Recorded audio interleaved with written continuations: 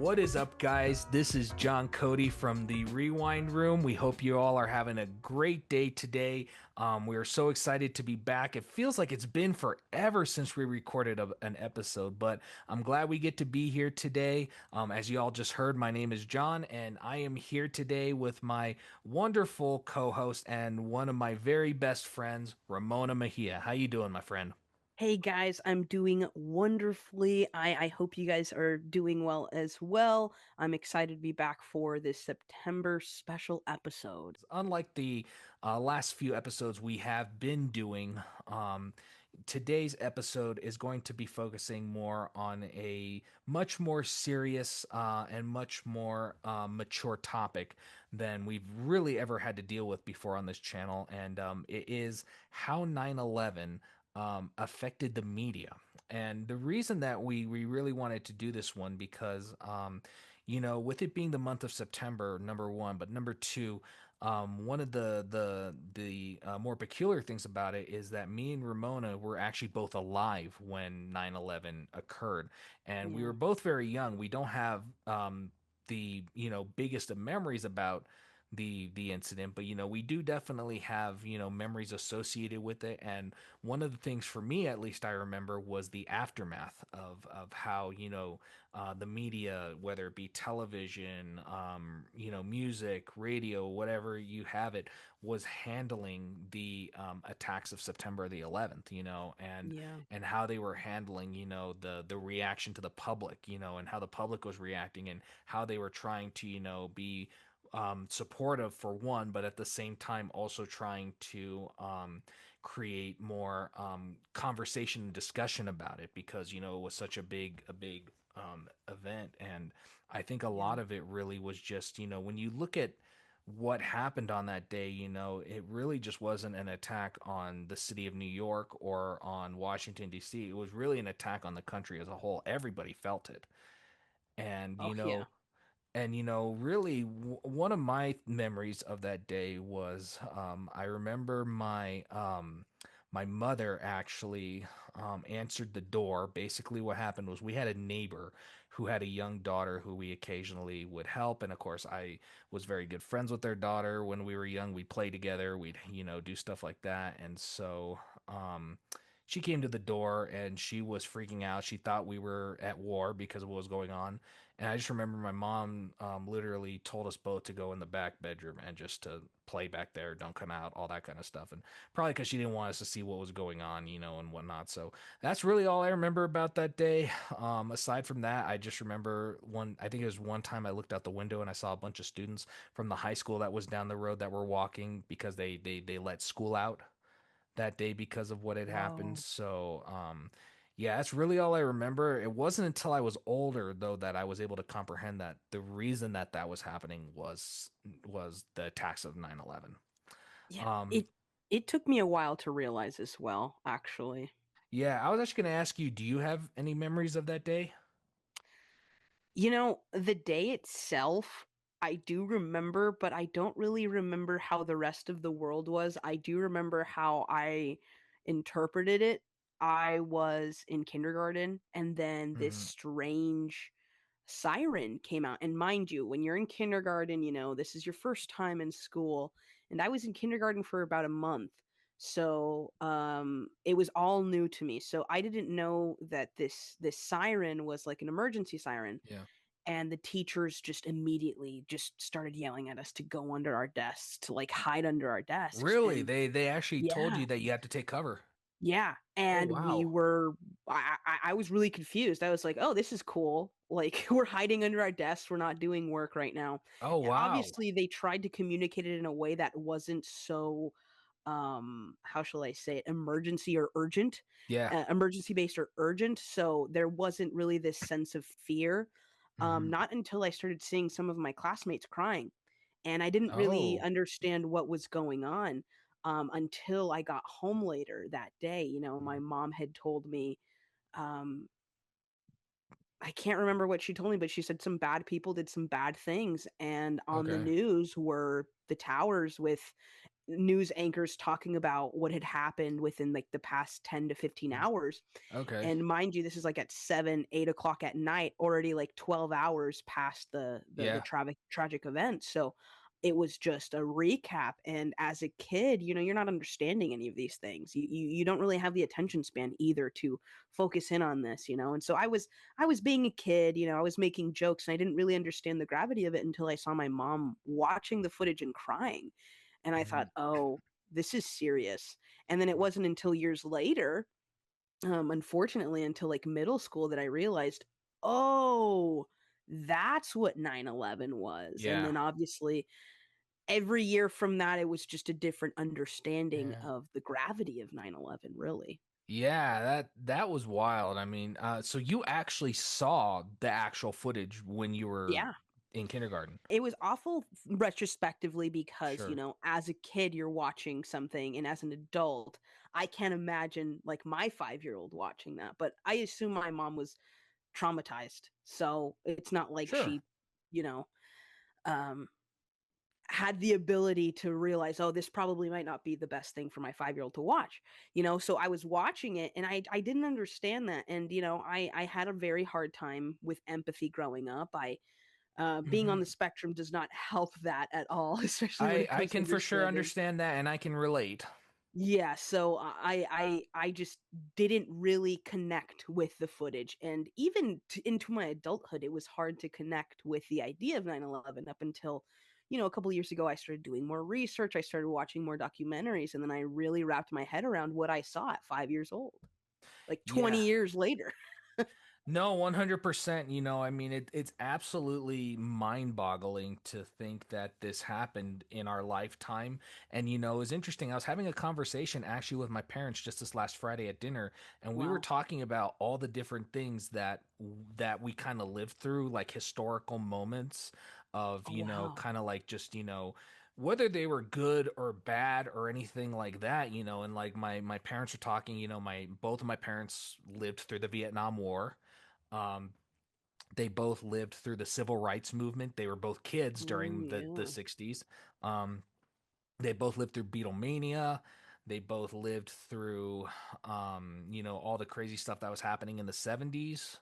Yeah. With all the crazy violence that was going on in the world, from the Charles Manson cult to the Son of Sam to all of that, I mean, and then there are all Jonestown. Jonestown, exactly. And then, I mean, there were of course good moments, I mean, there were Oh, stuff yeah. like they got to see Soul Train, they got to Yeah. see I'm trying to think, there's just, they got to see a lot of great movies, even if they didn't get to like actually watch them during that time. They lived through Yeah. when stuff like Jaws and Star Wars were coming out, Absolutely. and then you get to the 80s, they lived through, the fall of the Soviet Union, the Yeah. destruction of the Berlin Wall. They had a lot of history that they lived through. And here's me thinking, well, what did I live through, And of course, I'm thinking, more later, and I'm thinking things like, of course, like the COVID-19 pandemic, of course, we both Yeah. lived through.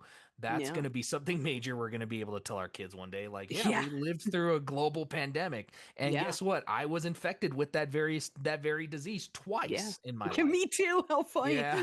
Oh, Exactly, man. I mean, and not funny, but you know what I mean. no, exactly. I completely understand what you're saying. We lived through some things, but then it dawned on me, and I was like, wait a second. I lived through 9/11. Yeah. And 100%. There are and kids nowadays who, well, there are kids right now yeah. that were born 5, 10 years ago, and 9/11 is literally just a memory that their parents have. Exactly. Either their parents, or maybe if they had siblings that were Yeah. born around that time. But even Yeah. sometimes their siblings might have been like, I was 1 or 2 years old when that happened, because they were either Yeah. born in like 2000, 2001. And then if you're born after 2001, then you absolutely did not live it. 100%. Ironically, my brother, he was born in 1998. His birthday is on September 11th. Really? So, yeah, so he will always have that ingrained in Yeah. his memory How as, old did he turn in 2001? I think he was like 3. So Oh, he wow. was in preschool and my mom was taking him cupcakes when she actually found out about the what happened at the World Trade Oh, Center. Yeah. wow. that Yeah, it's wild to think how many everyday things that we do now are so different and are interrupted, and really kind of the world we live in now is so different 100%. because of this one event, because of Well, even just evolving, we didn't have cell phones weren't really that popular at the time, hence the no, reason why, nowadays there's a school shooting or something awful and you have Snapchat video of it or you have a phone call recording of it. Not everyone had access to a cell phone yeah, unless your job really required it. And many people, including my mom, heard it word of mouth. My mom was at the grocery store hmm, checking out, and the cashier said, "Did you hear about what happened in New York?" And my mom goes, "No." And that's how my mom found out. But now you would see it on Facebook, Twitter, Instagram. You would get hmm. notifications from Apple. It would be everywhere. It would be Oh my god. impossible for you not to know. Oh yeah, I mean, like you probably get a news alert saying that U.S. is under attack.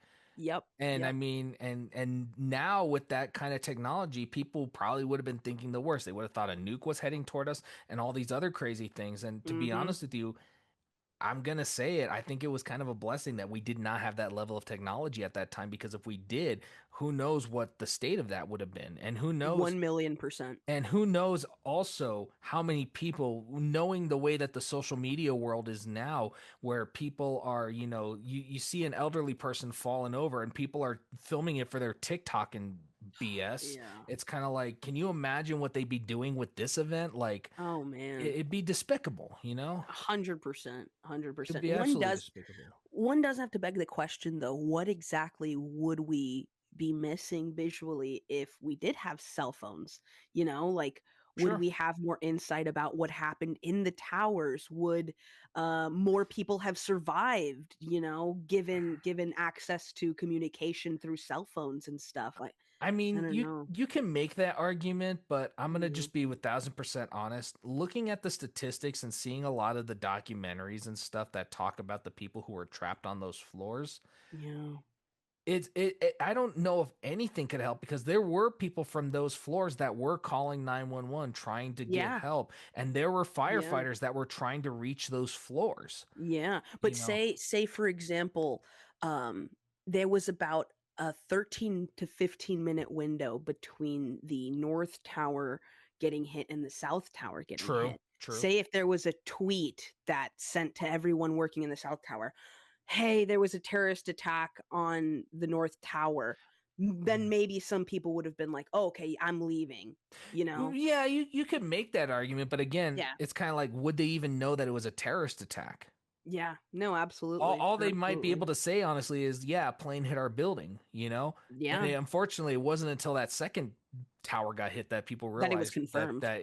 this is on purpose. There's no way Yeah. that this is an accident. And that's the other thing you got to factor in too, is like, how much information would they have? I mean, because it's kind of like, yeah, you can easily say a plane hit the building, but everyone's gonna assume, oh, it was a plane crash. Yeah, I'll probably leave, but it's not like if somebody said terrorist attack, they're like, okay, I'm getting out of Dodge, No, yeah. and Yeah, stuff. I think So it also would have possibly helped grieving families who, looked for their family members for months after the attack because they had no idea where their location was, whereas, we have an sure. idea, a geolocation of our phones, so that would have in a way answered a lot of their questions. For sure. I mean, like, I think it has its pluses and negatives for sure. I think you bring 100%. up a lot Yeah. of the pluses, but I think in the end, kind of when I think about it, I don't know. And again, Yeah. you may disagree with me a little bit here, but I'm just going to say this. But basically, I don't know if that same level of coming together afterwards would have been the same either, Oh, no, no, without the no. It would have level been of so different. technology. It would have been so different. I'm not saying Yeah. people still couldn't have come together. I think that there is an element of technology that could have helped us, especially with, how you see Instagram nowadays and how people are using it to, pay tributes, or to send loved ones things, or to have their Yeah. voices heard. But like at the same time, when I look at it too, it's kind of like, how much of it would have been true coming together between people, and how much of it would have just been trying to come together over technology. Well, that's a great point because think of all the horrific and horrible tragedies that go on in 2025 in the late 21st century that we're so desensitized about, it's global Yeah. headlines for a half an hour or maybe a couple of days, if that, and then it's the next trend, you know? Yeah, So, exactly. And so that's kind of why I begged the question about that. But either way, it has purpose. But during the yeah. time that there just was not. It's a fact. Yeah. And Yeah. so really when you look back at that, you kind of see just how you had to rely on the television, you had to rely on the newspaper, you had to rely Yeah. on all these other forms. People still had radios in their cars, and they probably heard about Mhm. it on every single station. I mean, and so it was just a crazy time in history, Yeah. really, when you look at it. And I think everybody knows really what happened on September 11th. Yes. But for those of you who were either too young or are still kind of like in the fuzzy area, I'll break it down really quick for you. So basically, on September 11th, 2001, four planes were hijacked. American Airlines Flight 11 and United Airlines Flight 175 were hijacked out of Boston, and those were the two that were flown into the World Trade Center.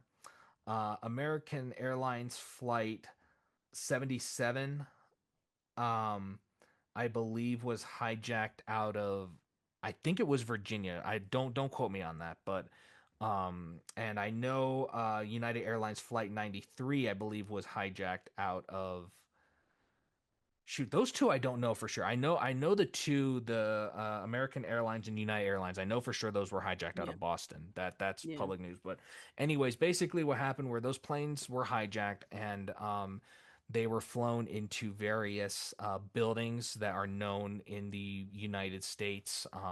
The two of them, of course, hit the World Trade Center. That's probably the most infamous.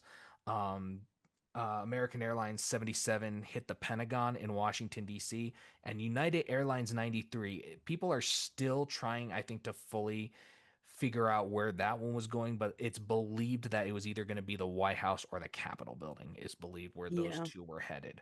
Where it was headed to either one of those two, but that plane never reached its destination because it crashed in Shanksville, Pennsylvania, right outside the town after, from what we understand, was a passenger revolt. And Yes. basically, the passengers, from various accounts, made their way and fought their way into the cockpit, basically, and unfortunately perished in trying to fight back. Which, Yes. mad respect. That's all I gotta say. 100%. Mad respect for that. 100%. After hearing all that, they probably realize, well, it's going to be one of two ways, and it's kind of like, what do you do really? And like, obviously, you're going to try and fight for your life. I have mad respect for that. Um, 100%. you And know, just as a matter of further respect, to not only the people who perished and their families, yeah, but also to the research that we've done about this, we're going to stray away from conspiracies and whatnot, and we're just going to talk about the facts. absolutely, And yes, the fact is that four planes did not go where they were supposed to, and they hurt a lot of people. yes, and really, when you think about it, it hurt more than just, like you said, the people who perished and their families and their loved ones. It was felt. It was felt throughout the entire country, really, because I Through the mean, world, and we through the had we world, had yeah, countries grieving for us. exactly. I mean, England, had whole things, where they had, the U.S. flag flying at certain places. I think Buckingham Palace even flew it for a little while. I know a lot of other, countries were sending love our way, and Yeah, it really, I think it just reminded everyone just what the effects of global terrorism are, because really, when you think about it, in terms of this event specifically, you don't. Most of the terrorism we were seeing at the time was mostly domestic. So it was stuff like, you can look at it like, the Unabomber, the Oklahoma City bombing, Columbine, Columbine. Yeah, stuff like that. That those were the attacks that were scaring us on the home front. And don't get me wrong, I'm not saying that either of these are less or more than the other, because they're both tragic. Both, all of them should never have happened. But it's kind of like, when you look at it as the form of global, it hits even more, because now you realize how wide of a scope they have. 100%. It And changed. It changed literally think about the tedious process of getting on an airplane. That entire process was literally because of 9/11. Exactly. And really, you look at a lot of the rules and regulations now and the way the world is even now, and a lot of it is because of 9/11, because of what Yep. happened. You go to an airport, you have to go through so many layers of security before you can even board the plane. Yeah. You go to any place that you want to travel, so much security is there. And Mhm. now it's kind of like, the fear of flying has always been there, from the fear of crashing to the fear of turbulence, to motion sickness. But then 9/11 really also added the fear of terrorism and hijacking. You Absolutely. I know, mean, the, before that, it was literally just a thought of an evil maniac from a movie, and then it became a reality. yeah, and that's I think what made it even scarier and more susceptible, to that. Mm, And really the thing I think that impressed me the most, though, not about the attacks, obviously that was horrible, but the aftermath was the amount of patriotism that we had 100%. coming out of that. I mean, it was wild to see how many people were flying American flags after the attacks happened, and how much people wanted to show their pride. Because really, if you think about it beforehand, um the 90s were kind of an era where patriotism was kind of up and down. People were doubting their government. People were doubting what was going on. I mean, you had the whole Monica Lewinsky Yeah. scandal, that it just happened. People were less trusting in not just the government, but their own president. Yeah. And the question really came to the matter of, like, how much can we trust our own system? And I mean, that question still gets begged. I think it's always going to be a question in the end, because no system is perfect, so Mhm. everyone has Yeah. an Well imperfection. said. So everyone's gonna basically be looking like, how can we trust? But I think at that time people were willing to set aside their differences and come together, because they realized this is no longer about views. This is no longer about who are we. This is about us as Americans. This is about Yeah. us as human beings. I think that is the ideal reaction that most sane people went through. Yeah, Absolutely. The unification of a leading cause and a similar cause, but it also sparked a lot of racism, a lot of, domestic attacks on our neighbors who look different from us. You had people questioning the skin color of certain people because, they thought, oh well, is this person gonna hurt me? And I mean, yeah, rightfully so, in the way that, okay, we're traumatized as a country, our minds are going to be paranoid, our minds are going to be everywhere other than in the sane reality that is. But surprisingly enough, some people made this country unlivable for many communities after sure, this tragedy, and not just for the Muslim community, for the Hispanic community, for yeah. many communities who were brown, who weren't, American white. Sure. No, 100%. I think you have a very good point there. I mean, not only did it change, but I mean, it really kind of just made you think in a whole different way, and it kind of just made you see things in almost like a whole new light. And, like, Yeah. unfortunately, you see that, when these kind of things happen, everyone wants to point a finger, it seems like. Yeah. And really, in the end, it should never be about pointing fingers. It should be about, how can we help? How can we do something? Because at the end of the day, it should never be a question of race or gender or anything like that. It should be always just, I'm a human being and I'm here to help. And it's Well said. unfortunate that sometimes, that people are going to look down on you for those very reasons. And it's Yeah. just really sad. But for those of us who, and it was mostly the adults and the Yeah. governing systems and schools and whatnot, that unified our country. We had flags on porches and window Yep. shops, on car bumpers. We had American flags in other countries, like John was saying, showing their reverence and support. Expressing unity, loyalty, resilience, and pride. It was at an all-time high, something that I have never seen again in my lifetime. I haven't either, unfortunately. And the sad thing I've noticed in history even is that most of the time when they do stuff like that, it's always after a tragic event, Yeah, that's a great whether point. it be Pearl Harbor, whether it Yeah. be, um, like I said, the Oklahoma City bombings, the Boston Marathon bombing. It's always been after something like that. But Yeah. usually it would be for the community that was affected. It'd be more like, we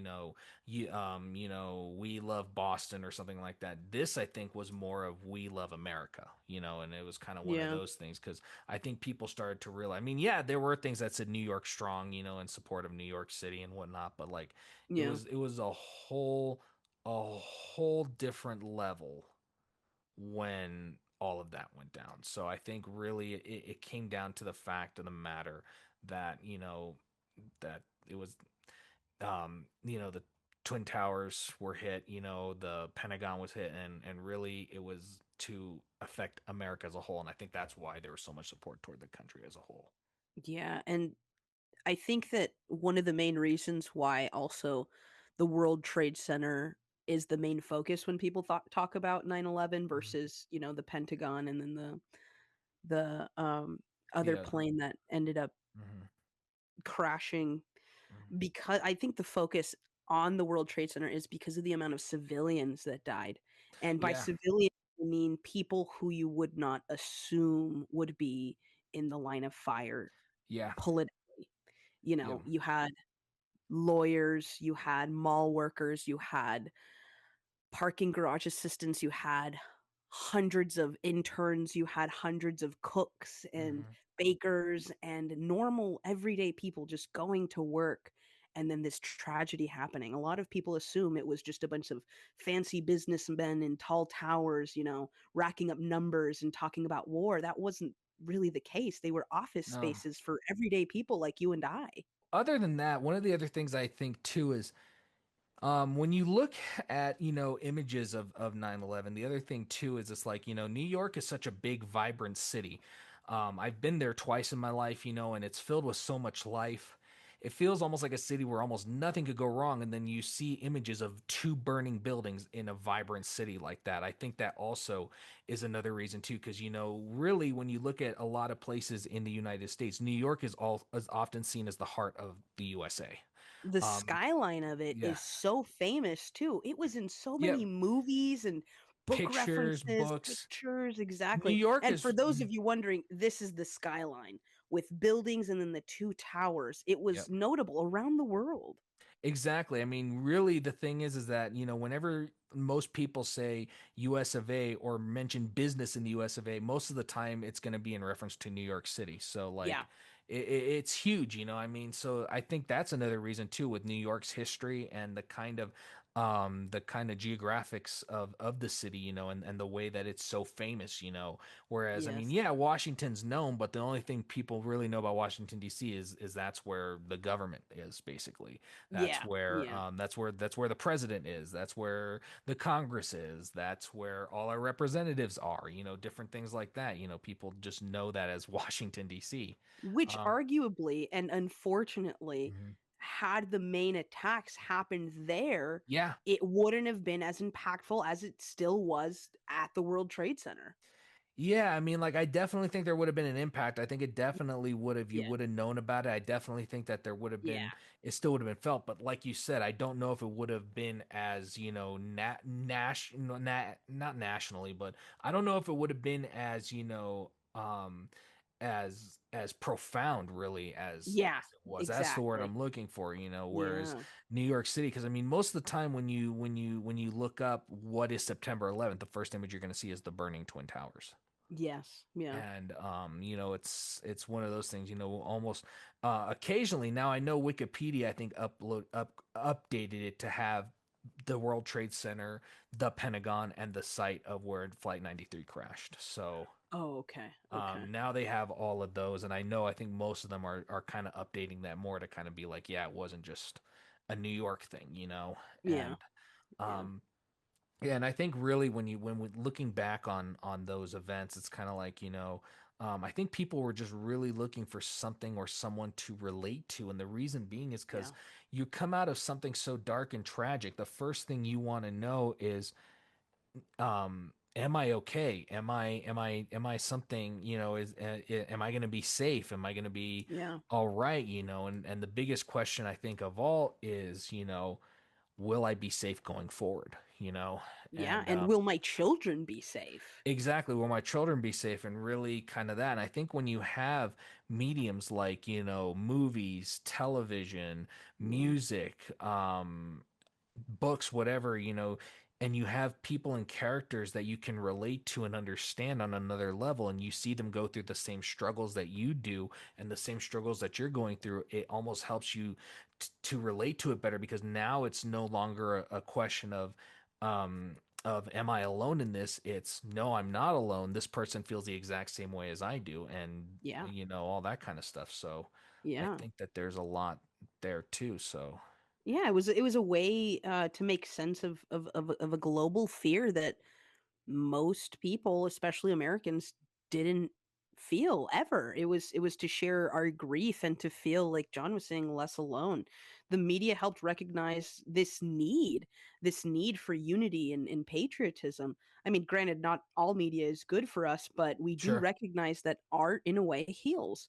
Yeah. And we're going to be talking about this, but music, it swelled with anthems of resilience and remembrance. Even Hmm. music to this day, where we'll shed tears remembering our resilience. And then you have films and TV shows honoring the first responders and portrayals of stories of people who were in the towers as well.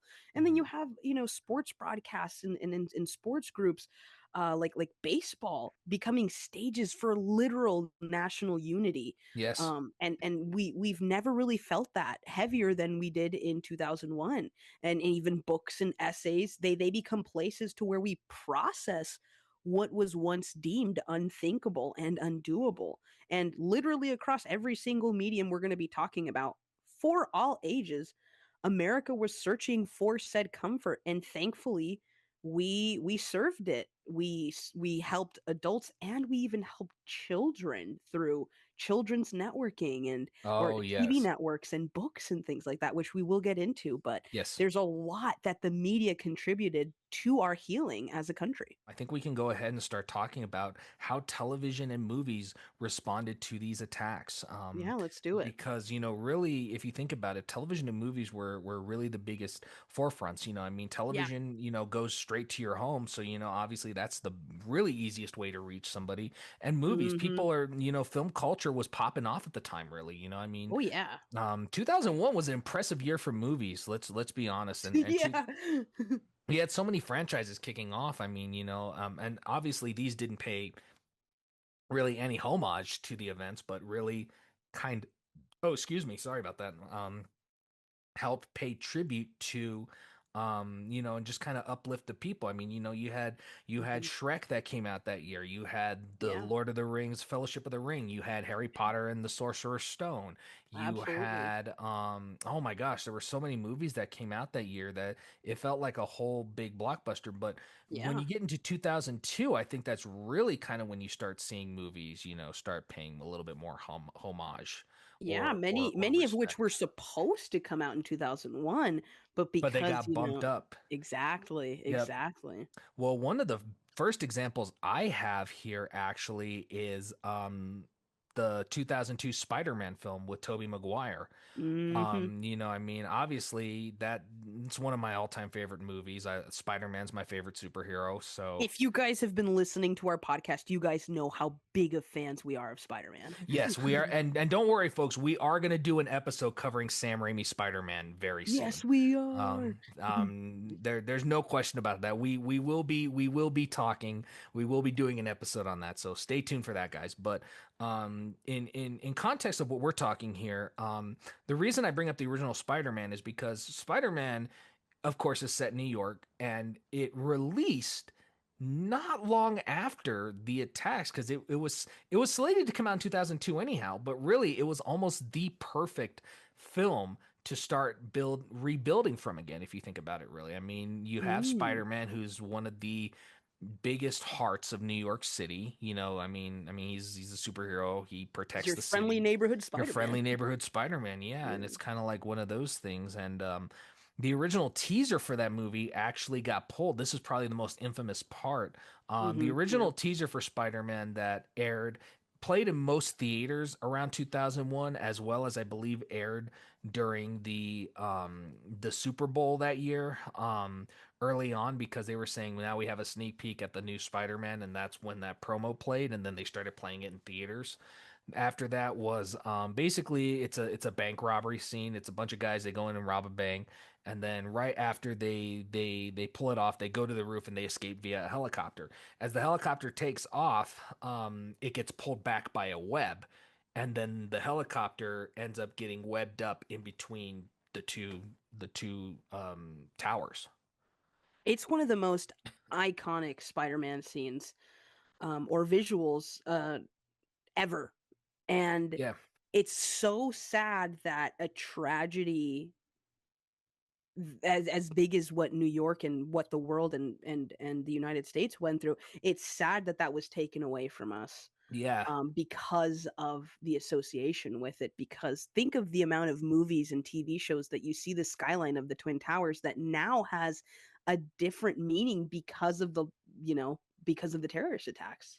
Absolutely, and really when you kind of when you look back at that, it would have been interesting to see what would have been if that scene was included in the film, because I don't know Yeah. for sure if that would have been included in the film even before the attacks happened, but I can only imagine what that scene would have been like, especially if it occurred right after Peter chooses to become Spider-Man, after he graduates and he remembers his uncle's words, remember, Pete, with great power comes great responsibility, and then you get that whole montage. I mean, that would have fit right perfectly right in there with that. Yeah, literally. And who knows, it would have set the scene for Dr. Octavius in the second film?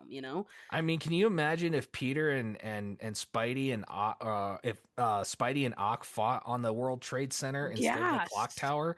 I mean, I think Seriously. I will say I think it worked much better on the clock tower because then it led to the subway, Yes, which is yes. probably the train fight is probably the best fight in all of those films. But Oh yeah, one of the most famous ones, of course, as well too. exactly. So, but I'm just saying, can you imagine how different that would have been, and Yeah. whatnot? But again, that's just speculation, Yeah. But and Well, my next example actually literally changed sequences from the actual film, and it mhm. wasn't just a teaser. I don't know if you remember the scene that was taken out in Lilo and Stitch. Oh, the So, Boeing? yep. So in Yeah, Lilo and yeah, yeah. Stitch came out in 2002. It was supposed to come out in 2001, but they had to basically reanimate an entire chase scene. There's a Yeah. sequence close to the end of the film where they escape in, I think, Gantu's ship, and they're flying through Honolulu. Right. Yes, yes, yes. I remember that. Originally, yeah, originally what was actually animated and what was actually supposed to release in the film was them flying a Boeing in the city, Mhm, going through skyscrapers and going through buildings. mhm. And imagine going through something as traumatic as 9/11 and then Yeah. months later seeing it again in the movies. No, of course they're going to have to bump it and literally Well, change that scene because a little too close to home, let's be honest. 100%. I mean, well, it's almost kind of like what happened with Gangster Squad in 2013. I don't know if you heard about that at all. No, no, So no. basically, in 2012, I don't know if you remember when the Aurora, Colorado shooting happened with Yes. The Dark Knight Rises Yes, premiere. yes. Yeah. So when that happened, the year after that happened, the movie Gangster Squad was supposed to come out, and basically what happened Really? was there was a scene in the original trailer for Gangster Squad, which was a scene I think was supposed to happen. Sean Penn, who plays Mickey Cohen, who's a old time gangster from back in the day in California, says the line, "A cop that's not for sale's like a dog with rabies. You have to put him down." And it had a scene of a bunch of gangsters opening fire on people in a movie theater. Oh man. And it's wild, like even to myself, I'm still, I don't know the context of it, but when that shooting happened, Gangster Squad was ordered back into production and they reshot that whole sequence to something totally different, and Wow. the original scene is now considered lost because of what had happen. But you can still find the trailer. You can still find the original trailer. It's interesting how studios pick and choose the trauma they'll allow us Mhm. to relive, you know. You Yeah, have movies taking out scenes of like terrorist attacks or domestic terrorist attacks, but then you have movies specifically making fun of, let's say, the global pandemic where sure. thousands of people also died. You Yeah, know, it's very interesting what does make it on the screen and what doesn't. for sure. And to get back to Lilo and Stitch, I can totally understand too. I mean, because that's also a children's movie, It's a you children's know, movie, and and guess what? Children understand the gravity of things that big too, so it would have very at, well affected them. absolutely. I was just about to say that as well. I was just about to say that, as much as we think that children don't understand, you would be surprised how much children truly Yes. comprehend and understand Yeah. when it comes to things like this. And so, no, that's why I think, that was probably the smart choice for Lilo and Stitch. I mean, because it just happened. I'm sure a lot of kids saw the news of what happened, whether they were in their homes or in their schools. I know high schools had TVs that were brought into the classrooms Yeah. for that. Some of them went to the gymnasium to watch the events of that unfold, and it, excuse me, it was just scary. Yeah. It was really scary, and Oh man. you can't even imagine I what's going on and going through these people's minds, and imagine being a high schooler in New York yeah, I mean, if while it you happened. and not only that, but you can look out your window and see what's going on. Literally, and then You thinking to yourself, my dad works up there. Or Yeah, my my dad, mom my works. aunt, my uncle, my loved ones, My brother, my sister. Yeah. yeah. And you're Yeah. going, what, and there you got a million thoughts running through your heads at that point. Yeah. And now the trauma isn't just trauma from seeing, it's the trauma of I'm gonna lose a loved one. I might lose a loved one, and if they do make it out, am I still gonna even be the same knowing that they came that close to having something happen? And then that fear, Or that constant fear, and then months later having to sort of vicariously relive it through Lilo and Stitch or through Spider-Man, you know, or some movie that shows the Twin Towers. That's insane. yeah, but one other thing I thought was interesting too was the amount of pride that movies were showing in whether it was New York City, Oh yeah. America, a lot of those things. I'm going to come back to Spider-Man for a little bit because one of the moments there is you remember when it's the final fight of the film when Green Goblin is basically he makes Peter choose between saving MJ or a The carton full school of school age kids. school children, yeah, and Yeah. then he tries to save both, but then Green Goblin's basically trying to make him fail in a Yeah. sense. Yeah, And he then, uses his hoverboard to cut through one of yeah, the he's using the glider. He mm, cuts through. He's trying to or yeah, cut the through his Guardian. web, I think. Mhm. And then finally, the New Yorkers actually fight back Yeah, they start throwing against him. trash from the Brooklyn Bridge, I which mean, is amazing. yeah, one of the lines literally is, "You mess with Spidey, you mess with New York, you mess with one of us, you mess with all of us." Yeah, absolutely. And And we're gonna talk more about Spider-Man 2 later, but it's crazy how Mhm. much of an icon he is. So much so that even the threat of anything happening to New York feels like a direct threat to a superhero that's not even Yeah. real. Exactly, and it's wild to think that, how much that film was probably coming together and comforting for a lot of New Yorkers who were probably still in the 100%. process of healing at that point. And Absolutely. yet here's a movie basically celebrating the city through one of its most iconic superheroes.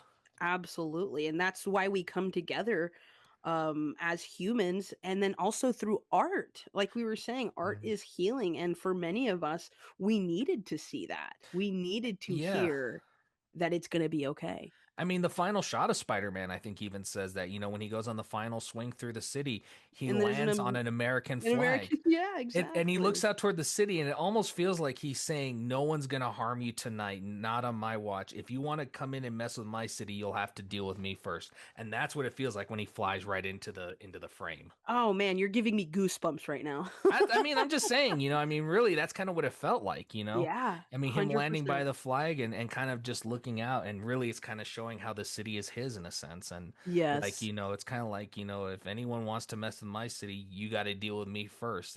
Yeah. And if so, I will die to save this city. And I'm just an Yes. ordinary college kid. Yeah. Yeah. Yeah. And I think that was what was so powerful about that. But one other example I have as well for movies and television was the TV show The Sopranos, Oh, which yeah. The Sopranos, I don't think it's a secret, one of, if not the greatest television shows of all time. It's such a great show. It really left a massive impact on the world of television, and really that show changed television forever. Yeah. Because for a while it was either sitcoms or drama based shows on other networks, but you really didn't get the level of deep storytelling like The Sopranos had. Yeah, You know, HBO knows how to produce a good show. That's for yeah. sure. Well, I mean, I don't think you'd have a lot of shows nowadays. Like, I don't think you'd have Breaking Bad. I don't think you'd have Nope. Mad Men. I don't think you'd even have The Wire, which was No, yeah. directly around that time as well, without The Sopranos. Yeah. Sopranos really was the show that hit the ground running and took off from there. But the reason I bring up Sopranos is the opening of the show is one of the most iconic TV show openings of all time. Tony Soprano driving from New York to his home in New Jersey. Woke up this morning. Got yourself a gun. Yeah, it's one of the most iconic um, TV show openings. And for seasons 1 to 3, there was a shot in Tony's rear side view mirror of the World Trade Center. And that was one of the most iconic shots of the series, because it would start off, he'd drive through the tunnel, he'd come out, and then you'd see the city of New York behind him, and then he drives into the Jersey Turnpike, and as he's going into it, you get that shot of the World Trade Center in his rearview mirror, Yeah. or in his side view mirror, and then he drives through the toll and takes the ticket, and he drives through, and now he's in Jersey. But then after season 4, which was the season that aired right after 9/11, they changed the intro, and instead of showing the World Trade Center, they showed just two shots of going into Jersey. It was like one shot, two shot, and then it goes to the toll booth. If you rewatch The Sopranos for seasons 1 through 3, did they change that for current streamers, or can you still see the Twin You Towers? you can still see Twin Towers for seasons 1 to 3. They have not Wow. changed that for current streamers. I think the reason that they didn't do that is because I think that was kind of their respect, and they realized that this was before, so it's kind of like it doesn't make sense to alter it now. That Versus makes sense. after it Yeah. happened, I think that's when they realized, not one, number one, we can't show that because they're not there anymore, so it'd just be an empty space. But I think also they just Yeah. kind of, there was just a quick snap beat. It was it would just look like a side rail, and it looked like the burners of a top of a factory, and then it cuts to the turnpike. Oh, wow. Yeah. Yeah. And so yeah, and then even the opening of season 4, which I thought was interesting, used the song World Destruction by Time Zone, which basically has lyrics like, this is a world destruction, your life ain't nothing, the human race is becoming a disgrace. I'm like, this is so interesting that this is the first song that plays at the start of the first episode after September 11th. And season Right. 4 was also a turning point in the series, because that's when the series started to take a more darker, mature tone than the more Yeah. lighter episodes of seasons 1 to 3. Yeah. And also, in The Sopranos, they really talk about New York. And one of the more interesting things too, I know you haven't finished this, so I don't want to spoil anything for you in The Sopranos, but I will say this. One of the things too is they show how the FBI's priorities change. And what I mean by Yeah. that is, in the earlier seasons, we see that it's very much focused on organized crime and the mafia. And then after season 4, it starts to turn more to terrorism. Well, I mean, that's fitting, Yeah, so ironically.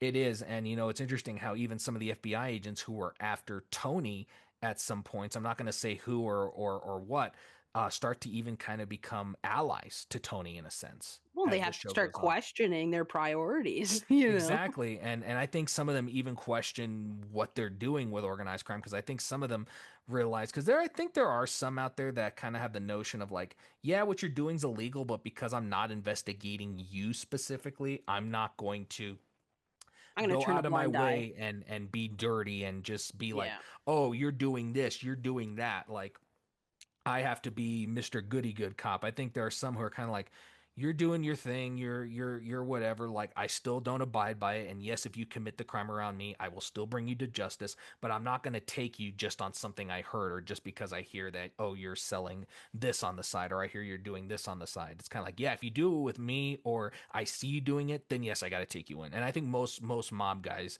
even would understand, like, yeah, you're doing what you got to do. But it It's kind a of, oh, it yeah, oh, kind of so I'm plays so into, sorry. no, you're good. It kind of just plays into that duality, if you know what I mean, of how do I up to what extent do I uphold the law, and what are my priorities?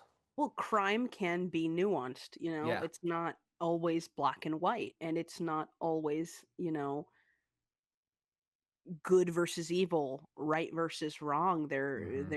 There are plethora of factors that give into it, and I'm glad that in that show, or at least in season 4, they recognize that, especially after 9/11, you start questioning yourself. Oh, my priorities, what are they? You know? Absolutely, 100%. I think that's a big thing as well. But that was the big thing Sopranos did. I don't know about any other shows at the time that really did that. I'm sure there were many more, but Sopranos was the big one. And the Yeah. series too. I mean, taking place in Jersey, right next to New York. You know, that I can see why they really wanted to delve into that, kind of topic, because it's kind of like, it's one of the biggest shows on television at that point. Yeah, yeah, and I don't know plot wise if like shows like which were also big at the time but under a different genre. You know, you have Friends and Sex in the City. I don't think they transitioned to a storyline that sort of aligned with the state of the country, but they did make some transitional changes quite literally when it comes to like their opening and certain shots that they would take in their intros, and they just took them out altogether, you know, where you have Sopranos, they kept them in and they sort of worked with the theme of terrorism after that. Yeah, they really did. And the only reason I'm not going any deeper is because you have not seen And I the latter appreciate that. seasons of The Sopranos. Like, I could tell you who the characters are who like start flipping and stuff, but I want you to experience that because it's so much more rewarding. If you've seen Sopranos, guys, you know exactly what I'm talking about. You have to see it to truly appreciate it. So Yeah. that's why Yeah. I'm kind of keeping it under wraps. But aside from those shows, really the only other things I can think of that really were huge at the time were how commercials and public service announcements were kind of addressing the tragedy as well. The biggest Yeah. one I know for sure was the Budweiser Clydesdales. Have you ever heard of those? They usually play around Mm, the Super Bowl. you'll have to remind me. So basically, Budweiser every year around the time of the Super Bowl, they have commercials focused around a troop of Clydesdale horses that pull a carriage usually, and usually it's very Oh, heartfelt. It's very cute. I know there's one where like a dog is trying to learn how to be like a Clydesdale, and the Clydesdale has to move away, and then the dog eventually shows up in the city. Like they always tug at your heartstrings. Usually is what they're known for doing, but they always involve a Clydesdale horses is the thing. I So just made a note to add that to the Instagram because I definitely want to see that. for sure, the Budweiser Clydesdales were huge, but the one they did for 9/11 was impressive. They basically ride all the way from their farm through the city of New York, and they arrive on Liberty Island, where the Statue of Liberty is, and they face the Wow. city where there's no where the skyline is, where the towers are gone, and they bow toward the city, and it just says "Never forget Budweiser." Wow, I'm not gonna lie. I'm looking it up after this, but I'm probably gonna shed a tear because that Mhm. is so patriotic. I don't know And how much more patriotic you can get. what's even more impressive is that ad only aired once. Whoa. Yeah, I mean, you can still find it on YouTube and whatnot, but like Okay, good, good, good. it only aired once. Oh And I think it was man. during the 2002 Super Bowl is when it aired, I believe. And it, like I said, it aired Wow. once. I know Disney had a lot of PSAs that they were putting out post 9/11 as well. I'll post those as well. Yeah, and SmackDown had a different intro because I believe they had an event that occurred either that same week or the week right after 9/11, so they wanted to acknowledge the tragedy as well.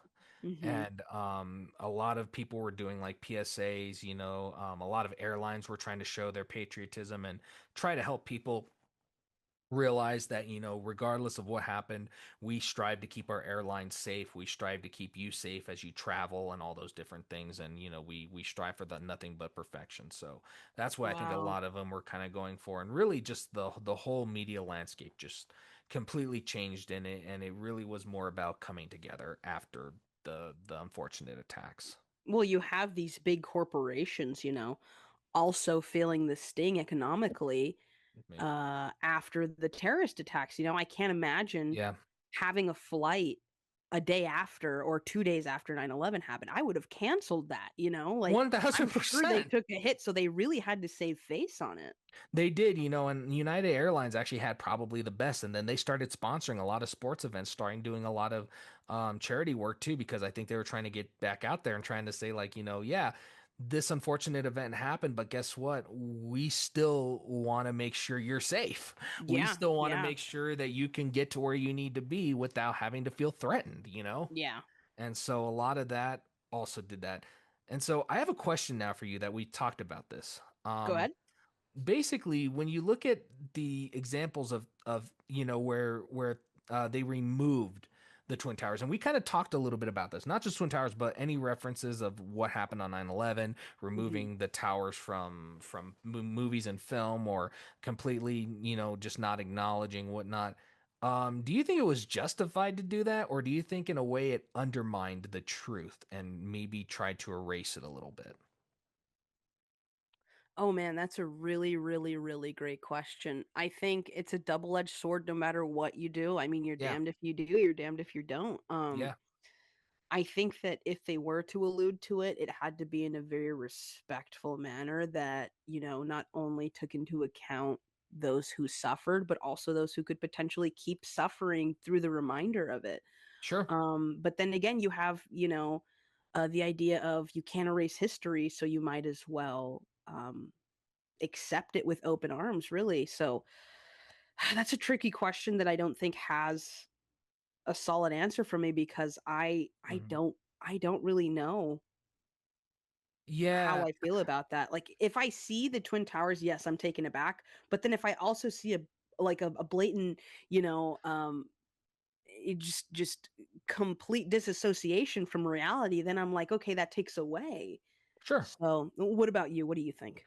I agree with you too. I think it's a double-edged sword. For one, I think, especially for stuff like Lilo and Stitch and Spider-Man, I think it was too soon. I think Oh, yeah. people needed time to rest. And I think what Spider-Man did brilliantly was, instead of it just being a movie about Spider-Man, New York plays Mhm. such a big part in Yeah. that story as well, because I feel like with Amazing Spider-Man and the MCU Spider-Mans, they kind of take away from the city of New York, and it's more about the characters, and they Yeah. don't and New York doesn't really play as much of a role as just it being a backdrop. Whereas I feel like in Sam Raimi's Spider-Man's, New York played an active part in the story. It's personified It's to its personified, yes. fullest extent in a beautiful way too. Exactly. And even when Spider-Man's first becoming Spider-Man, we're hearing from the city, we see the web. We love this guy. He protects the people. He stinks and I don't like him. You're hearing from actual you're hearing from Yeah. actual New Yorkers. and Yeah. and even in the second movie when he saves the people on the train, it's about the people, and New York Yeah. plays such a big part in those films that I think Yeah. that's how they're able to do it. With Lilo and Stitch, I think, like I said, it was just too soon. It was, yeah. And Well, and it was also extremely graphic in the way that it almost resembled the attacks themselves, you exactly. know? And yeah, 100%. It's almost like puts you in POV of God. Oh man, I don't even. Unfortunately, yeah. Oh man, like somebody who was in one of those planes. Yeah. Unfortunately, that's kind of what it almost would have felt like. So 100%, I think that was good that they re-edited that. Well, on that note, just quickly, and I don't mean Sure. to shift gears in a negative way, but Hmm. it also reminds us that not only adults perished that awful day, children did Yeah. too. The amount of 100%. children on those planes and the amount of children in the World Trade Center itself who perished, and then Yeah. you have a children's movie of children in a Boeing Yeah. crashing into a city. That's a little too far in I that way, I and I I completely understand why I they took it out. agree. I mean, I'm glad that the original scene is there now for us to see, but now thinking about it, I am glad for the time that ordered that back in production Yeah, and redid it, because I think it works better also, especially if you look at the context of the film too. yeah. I think it just works better for the story going Now, forward. Yeah. I want to know what your opinion is of Yeah. like say there's an action movie that comes out this year or next year, Okay. and there's a scene where a plane crashes into a building. How would you feel about that? I think It being now 24 years later, you know? I think now it would be fine depending on the context of it. Again, if it's something like, maybe like a superhero film where like either a superhero or villain crashes, that's different. Yeah. I think if it deals with terrorism, then that's a different story. And I think that's Mm, where I'd want to kind of refocus it and either have it to be where it doesn't crash into a building, but something happens. And I think I'd rather have it to where maybe the hero is able to save the people on the plane yeah, in that's that fair. way. But I think it depends on what's the context and how is it going to enhance the story. That's what I want to know first and foremost. So actually, I'm really glad that you brought that up. There's a movie, I think it came out in 2011, something like that, with Mhm. Robert Pattinson, and it's called Remember Me. Oh, I know And exactly what you're talking about. on the surface, it's just a drama, romantic drama. But the ending of it And changes the whole context. the ending of it changes the whole context because, the guy, he leaves his girlfriend and it's just another day, not leaves the relationship, but he goes off to work or talk to his dad, and he's in an office, and Then it zooms out. this film ends with the camera zooming out of the sun in the office, and it happens to be at the World Trade Center, and on one of the time code markers on the film it said September 11th, and then it cuts to black. And the rest of the film had nothing to do with 9/11. And the point of that movie, I think I remember hearing from either the director or the writer or something like that. They said they added that ending to just further show how random of an attack it was. It was literally Mhm. just a beautiful blue sky Tuesday morning. Do you know what I mean? And then Yeah. bam. And some people might think, okay, that wasn't necessary. But hearing that from the writer, from Mhm. whoever, really, really gave me perspective as to Yeah. what 9/11 was. It was a random act. You were going, you're doing your everyday life routine, and then this thing happens, you know? Exactly, and I think at the end of that movie, after it cuts to black, I think we do get a brief montage of like papers flying in the city and stuff like that Yeah, yeah, something before. like I haven't seen it in years, Yeah, but something like that. And then it cuts I think off it knowing that it's yeah, 9/11. exactly. And then I think then it cuts to like the girlfriend getting the news or something and then it ends. Yeah, Something yeah, like that. yeah, I forget exactly. It's been a minute since I've seen yeah, Remember Me, but yeah, yeah, that's another great example. Yeah, and so I agree. I think that was great to show that how random of an event this was and how it could happen, unfortunately, to anyone, any place, yeah. anytime. And you don't know it because, like you said, September 11th started out as just an ordinary day.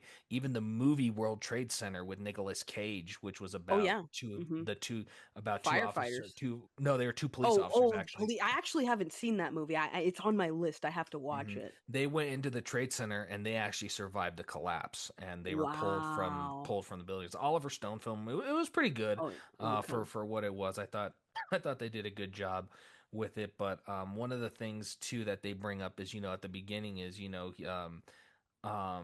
Nicolas Cage is like the captain of his precinct, and he's like giving this whole speech of like it's just Tuesday, September 11th. Just go out, make sure you're doing your thing, and it shows how they're just on their normal routines, and then all of a sudden, Mhm. boom, they're dealing with a massive thing. And then even when he's driving down there, he's like, "We prepared for everything. We prepared for bombings. We prepared for mass shootings. We prepared for all these other things, but we never prepared for something like this. We don't even have a plan. What do we?" And because they're trying to figure out like, what do we do? And they're kind of like, "There's no plan. We don't know. Like we got to improvise." Well, literally on an even more real scale, and we've talked about this dozens of times. How impactful was that freaking Nat Geo documentary, which showed the Oh exact my same thing, gosh. but in real life? Yeah, exactly. Real footage, real everything.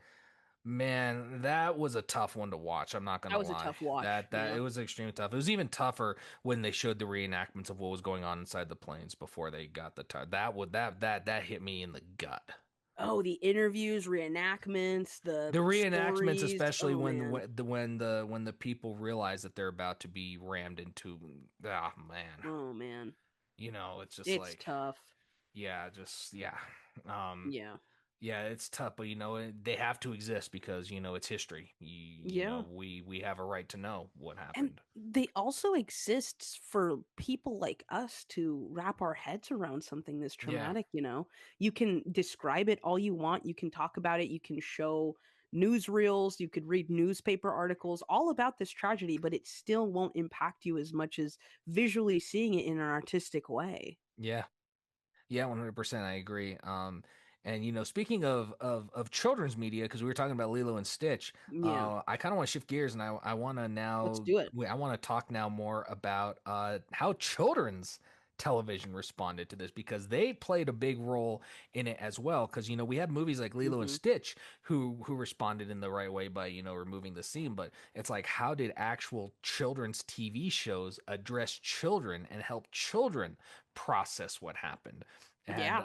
I believe you have a pretty good example. I have a couple as well, but I want to hear yours first. Well, I think my favorite example, it conveniently is my only example, but my favorite is the episode released November 29th, 2002 from Arthur, the PBS kids show. Perfect. That's actually one of mine as well. So let's talk about it. Perfect. So the episode I'm talking about and the one that you're talking about too is labeled April 9th. So Yes. obviously it's going to be a date based or excuse me, an experience based date that they're talking about in this Mhm. episode, and it deals with grief and how children deal with grief. So Mhm.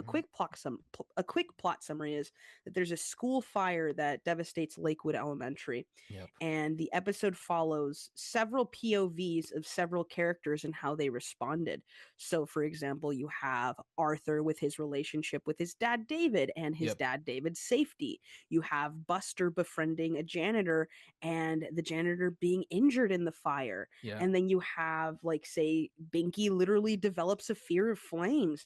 And then Sue Ellen, who, for those of you who are not familiar with Arthur lore, was at one point a transfer student who was very well traveled. So her journal was literally an impression of every place around the world that she had been in. So it was very close to her. So you have grief, you have safety, you have familial safety, you have pyrophobia. All of these themes mixed into a 20 something to 30-minute episode of Arthur. And although at the time we didn't, or at least I didn't see the parallels as a kid, I think the writers at the end of the day were speaking to the kids, but also to the parents Yeah. too, because rewatching it as an adult, it was arguably even more impactful than it was when I originally watched it as a kid. 100%. April 9th is, I have to be honest, one of my all-time favorite episodes of Arthur for this very reason. Yep. For the fact that they were willing to get deep and they were willing to get real about tragedies in our world. And Yeah. for it to come at a time when the world was going through one of the biggest tragedies Yeah. that it ever endured, especially the US. And keep in mind, Arthur's technically a Canadian show. It was made technically because Oh. because don't forget the company that made it, Cinar and Cookie Jar. They're Canadian companies. Whoa, this is news to me. Yeah. Now I'm not Whoa. saying Mark Brown. Mark Brown is American. Okay. But the show was made there. A lot of PBS shows surprisingly are Canadian. But Yeah, yeah, yeah. yeah, so no, it was wild to think, that they were the ones who were willing to kind of address that topic and to address what was Mhm. going on. And I think it was so I love how also they begin it as a normal ordinary day. Everybody's going to school, everybody's having a good day, Yeah. and even Sue Ellen says it best at the beginning of the day. Who would have thought that this day would change so many lives? And that's the Yeah. exact same thought I think many New Yorkers and many people from Washington were thinking in their heads after the tragedy as well. Who would have thought that this Absolutely. day would change not just us but the world entirely? Yeah. Yeah, well said. And the fire starts, and I have to admit that's intense for a children's show. I feel like Mhm. the Yeah. fire itself and the fact that we see it. Yeah. That there's that brief jump cut when Binky looks down the hall and then he sees Mr. Morris shut the door, and then the next Mhm. thing we know is Mr. Morris is going into an ambulance, Yeah. Yeah. and then Arthur being terrified, that's intense too. You don't understand. My dad needs help, and it's like holy crap, and like it kind of hits your gut almost that whole sequence. and whatnot. And of course, Arthur's dad's fine, but seeing the journal get destroyed, and then Buster shows up, and Buster is almost an interesting example of. I don't want to say survivor's guilt because I mean nobody seemed like they perished in that fire, but I think you get what I'm saying. Like somebody who didn't Yeah. experience it, but is experiencing grief around it. You Yeah, know, absolutely, and absolutely. Every single person was affected, unfortunately, negatively after this. I mean, Arthur couldn't leave his dad's side after because he was so afraid of his dad's safety because of April 9th. And then Buster thought, oh, well, something happened to Mr. Morris. So, well, I I think could have saved him if I was there, or what would have happened if I were there. I don't know if it was so much that. I think it was more so Buster wasn't feeling anything because the thing is before that, remember, they moved to go to another school because the school was being, rebuilt and all that from what happened there. And Buster was starting to tell fibs about what happened at the fire and how he was like, I ran as hard as I could and all this other Oh, stuff. And then yeah. Arthur got really mad at him for that.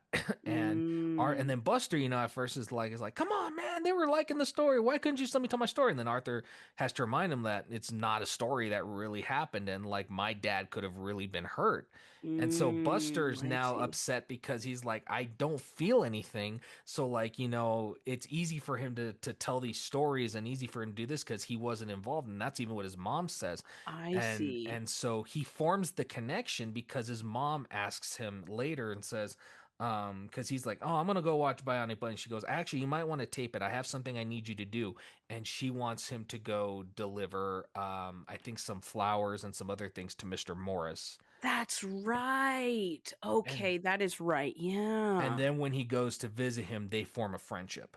That's where it is. Oh my gosh. Okay, it's all Um, coming back to me. And Oh then man. and then Buster realizes that Mr. Morris is actually going to retire is because of this event, because his Mm, leg didn't properly heal. And I always had to wonder, his leg was bandaged, and it's interesting how he said my friend had a cast for this long for like 2 weeks and he got it off, and he goes, that's because he was young. When you're my age, it's more serious. And I had to wonder, did he break his leg or did he sustain burns on his leg? oh man. Because Oh man. both of those I think would put you in a cast if you think about it. 100%. 100%. Um, And Mr. Morris, I think he's like in his 60s, 70s in the show, right? yeah, something like that. Yeah, Yeah. and it was interesting how you just have to think, just about all that, and then Binky, develops PTSD almost from, Mhm. seeing what happened, which is understandable. I mean, seeing a fire like that in a place you're familiar with being destroyed is terrifying. Absolutely. you know Absolutely. and I love how they humanize Binky through that, because I feel like Binky's such a complex character throughout the entire show that it's almost tough to kind of know where does he truly stand, whereas I think, he's Yeah. it's interesting to see somebody who acts so tough and mean and bravado, and next thing you learn he's just as human as everyone else. And you see glimpses of that throughout the entire series. Yeah. Binky arguably is one of the most, if not the most complex character in the show just because of that alone. Exactly, and then the episode ends with Sue Ellen writing in her new journal, it's been a month and so much has changed. And she says, I never want to go through another fire again. And I think that's how it reflects how the country's feeling, how they never want to go through a tragedy like that again. Absolutely. And at the end of the day, one could think, well, what exactly did this teach our children? And I think every micro lesson that was learned from each character shows our children and showed us as children how to respond, and that it's okay to be scared, and that it's okay to feel sort of lost, and that our parents Yeah. get scared too, Yeah. that the people around us, we're like, everyone is vulnerable to anything, and then this showed it on a very minor scale to children that bad things happen, but we're going to get through it. That's beautiful what you said, and that's actually a beautiful segue into my example. Actually, Perfect. my other example was April 9th, but because you had it, I'm glad we were able to talk about it together. in that sense. But the other one I have is a Reading Rainbow episode, and this episode is titled The Tin Forest. Now, The Tin Forest is probably one of my favorite Reading Rainbow episodes of all time. It basically addresses 9/11 head on. It opens up with a shot of New York City, and LeVar's like, from the looks of it, it looks this neighborhood is completely normal. But then he comes in, he says it's not normal at all. He said, and he explains what happened basically, and he actually goes to the site of Ground Zero where they had the flags flying, and I'm gonna he add that to the Instagram too, actually. yeah, he addresses them and basically tells them what happened. And then the book for the episode is titled The Tin Forest. And Tin Forest is basically a story about an old man who lives in kind of the middle of nowhere. There's a lot of scrap and junk around his area, and it's described as lonely and close to forgotten. Is where Wow. he lives. And the old man, he's always kind of like making little things and doing things, and he's very lonely, and he decides to take all the scrap that is there, and he finds hope in his heart, and it changes his world. He builds a forest around his house with all of that tin. Wow. And yeah, it's a fake forest, but by the end of the story, he uses his not only his imagination, but he uses the hope that he has in his heart, and the will that he has to basically bring the forest to life in a sense. Wow. And It's rebuilding the yep, past then. It's rebuilding the past exactly. And then the story wow. ends in a much better place. There's once a place in a lonely and old and forgotten that had the things that everyone wanted, and in that house lived an old man who never stopped dreaming, and that's it. Wow. That's And beautiful. yep, and then for the episode's sake, LeVar visited one of the schools that was closest to Ground Zero, which was the school known as PS 234. I believe they were Mhm. only a few blocks from the towers. They Yeah. were not far at all, No, they whatsoever. weren't. They weren't. And basically he went after the school reopened. Because on September 11th they had to evacuate, and they couldn't return because obviously they were cleaning up the area and whatnot. And so they went to another school. LeVar talks about that, and then he goes and visits them on the day that they go back to their old school. And he Wow. says, "I'm wondering if I can talk to you about what happened on September 11th." And he actually talks with the kids about it, and the Wow. kids shared their perspectives, which I thought was the most powerful thing. They said that what they saw, what their parents were saying, and how one kid even says, I looked at it and I kept saying, "Oh my God, it's gonna fall down. It's gonna fall down." My dad kept trying to tell me, "No, it's not," to cover me. He says, and about 2 minutes later, the building collapsed. I'm just like, Oh man. damn. That's It's tough. it's tough, and hearing that one girl even says, "I was worried about my mom and I was stressed," and I can only imagine. I'm just going, I can only imagine what was going through that girl's mind. And they Well, talk about, it's same thing with Arthur. Literally the same yeah, thing. He didn't know how his dad was. He didn't know if his dad was okay. Literally, mhm. there was a moment where Arthur was outside of the fire saying, "Where's my dad? Where's my dad?" And then Yeah, David comes running out of the flames. yeah. Thanks to a firefighter who was helping him with Yeah. oxygen, and Yeah. all of that. And it was one of those things. And then the next thing you know, LeVar shows all the support they got, and they show like the amounts of cards that came in from across the country, and gifts, and letters from Wow. around the world, sent to just this school. Wow. And then the kids decide they want to say thank you to the community that helped them, because some of them said that we were displaced and these hotels stayed open. Some of these grocery stores stayed open for people to get food. This one like little restaurant stayed open so first responders could eat and get what they needed. Wow. This fire company was in my neighborhood on Church Street, and they came down and they came to the rescue and helped out, and all of that. And they make a music video out of that. And actually, I'm not even gonna lie, you watch this music video and you will start crying. They play it at the very end, and the music video is called "We're Back Where We Belong," and they sing with lyrics like, "We're back where we belong, from our hearts we sing out, and like a bell that rings out." When you hear words like that coming from children, it's impossible to not be moved by it.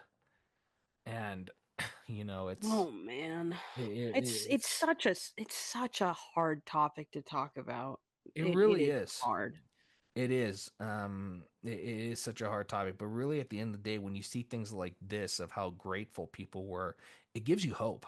It gives you hope. It in really in does. in the future, and seeing where we go from here, and I think that's one thing reading Yeah. Rainbow really wanted to pose to Yeah. um the people, and I thought it was just so impactful that they were willing to go there and get real with these kids, but at the same time say that there is hope out there. Yeah. And I think that's what we needed, and I think that's what's important. So I applaud PBS for being willing to tackle it head on and not try to hide behind certain things. Well, that's the thing. They realize and they recognize children are people too. They Hmm. experience things just as much as adults do, and they think about things and analyze life not the same way as adults do, but in their own way. And Yeah. they shouldn't be overlooked when it comes to tragedy and grief, because at the end of the day, it's their childhood that is marked through said Yeah. tragedy and grief.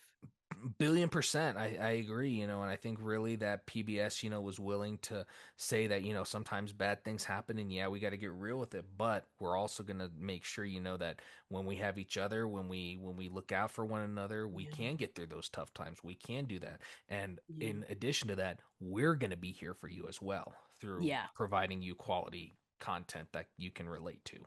Absolutely. And then even for grieving adults as well who, don't really want uh to watch a documentary that goes into it. They can Yeah. they can watch one of these children's shows and still feel the same amount of hope and unity.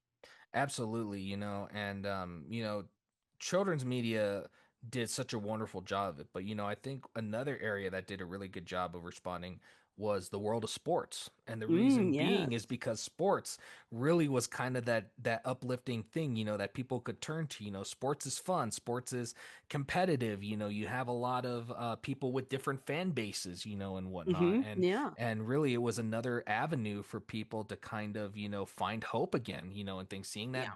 that games are going to resume, that they're going to be there, and seeing that teams like the New York Yankees, the New York Knicks, the Mets, the Giants, the Jets, they all kind of play a big role, and now they kind of find themselves in a different position. Instead of just being baseball players, they're a source of strength, Oh, and yeah. resilience, to help ease, a country's pain, really, when you think about it. Yeah.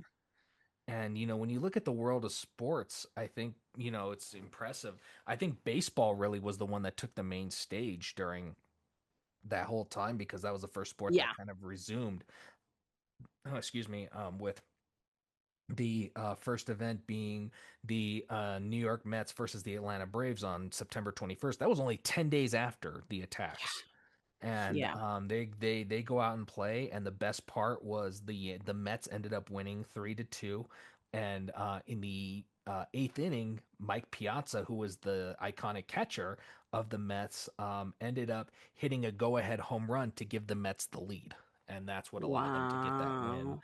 And so that was, you can only imagine how New York felt probably with that win, Yeah. just right after that, and I think it played such a huge part. And even though there's a rivalry between the Yankees and Mets, I think even Yankees fans were cheering for that one. Well, that was necessary because just for perspective, Hmm. it took about 3.5, 4 months to stop the flames at Yes. Ground Zero. So Hmm. only 10 days after the tragedy, while the flames were still at Yeah. Ground Zero, while there were still first responders, Yeah. while there were still missing people, we gathered together, unified under baseball or under the name of baseball, and were able to overcome and get a W. We were able to get a win.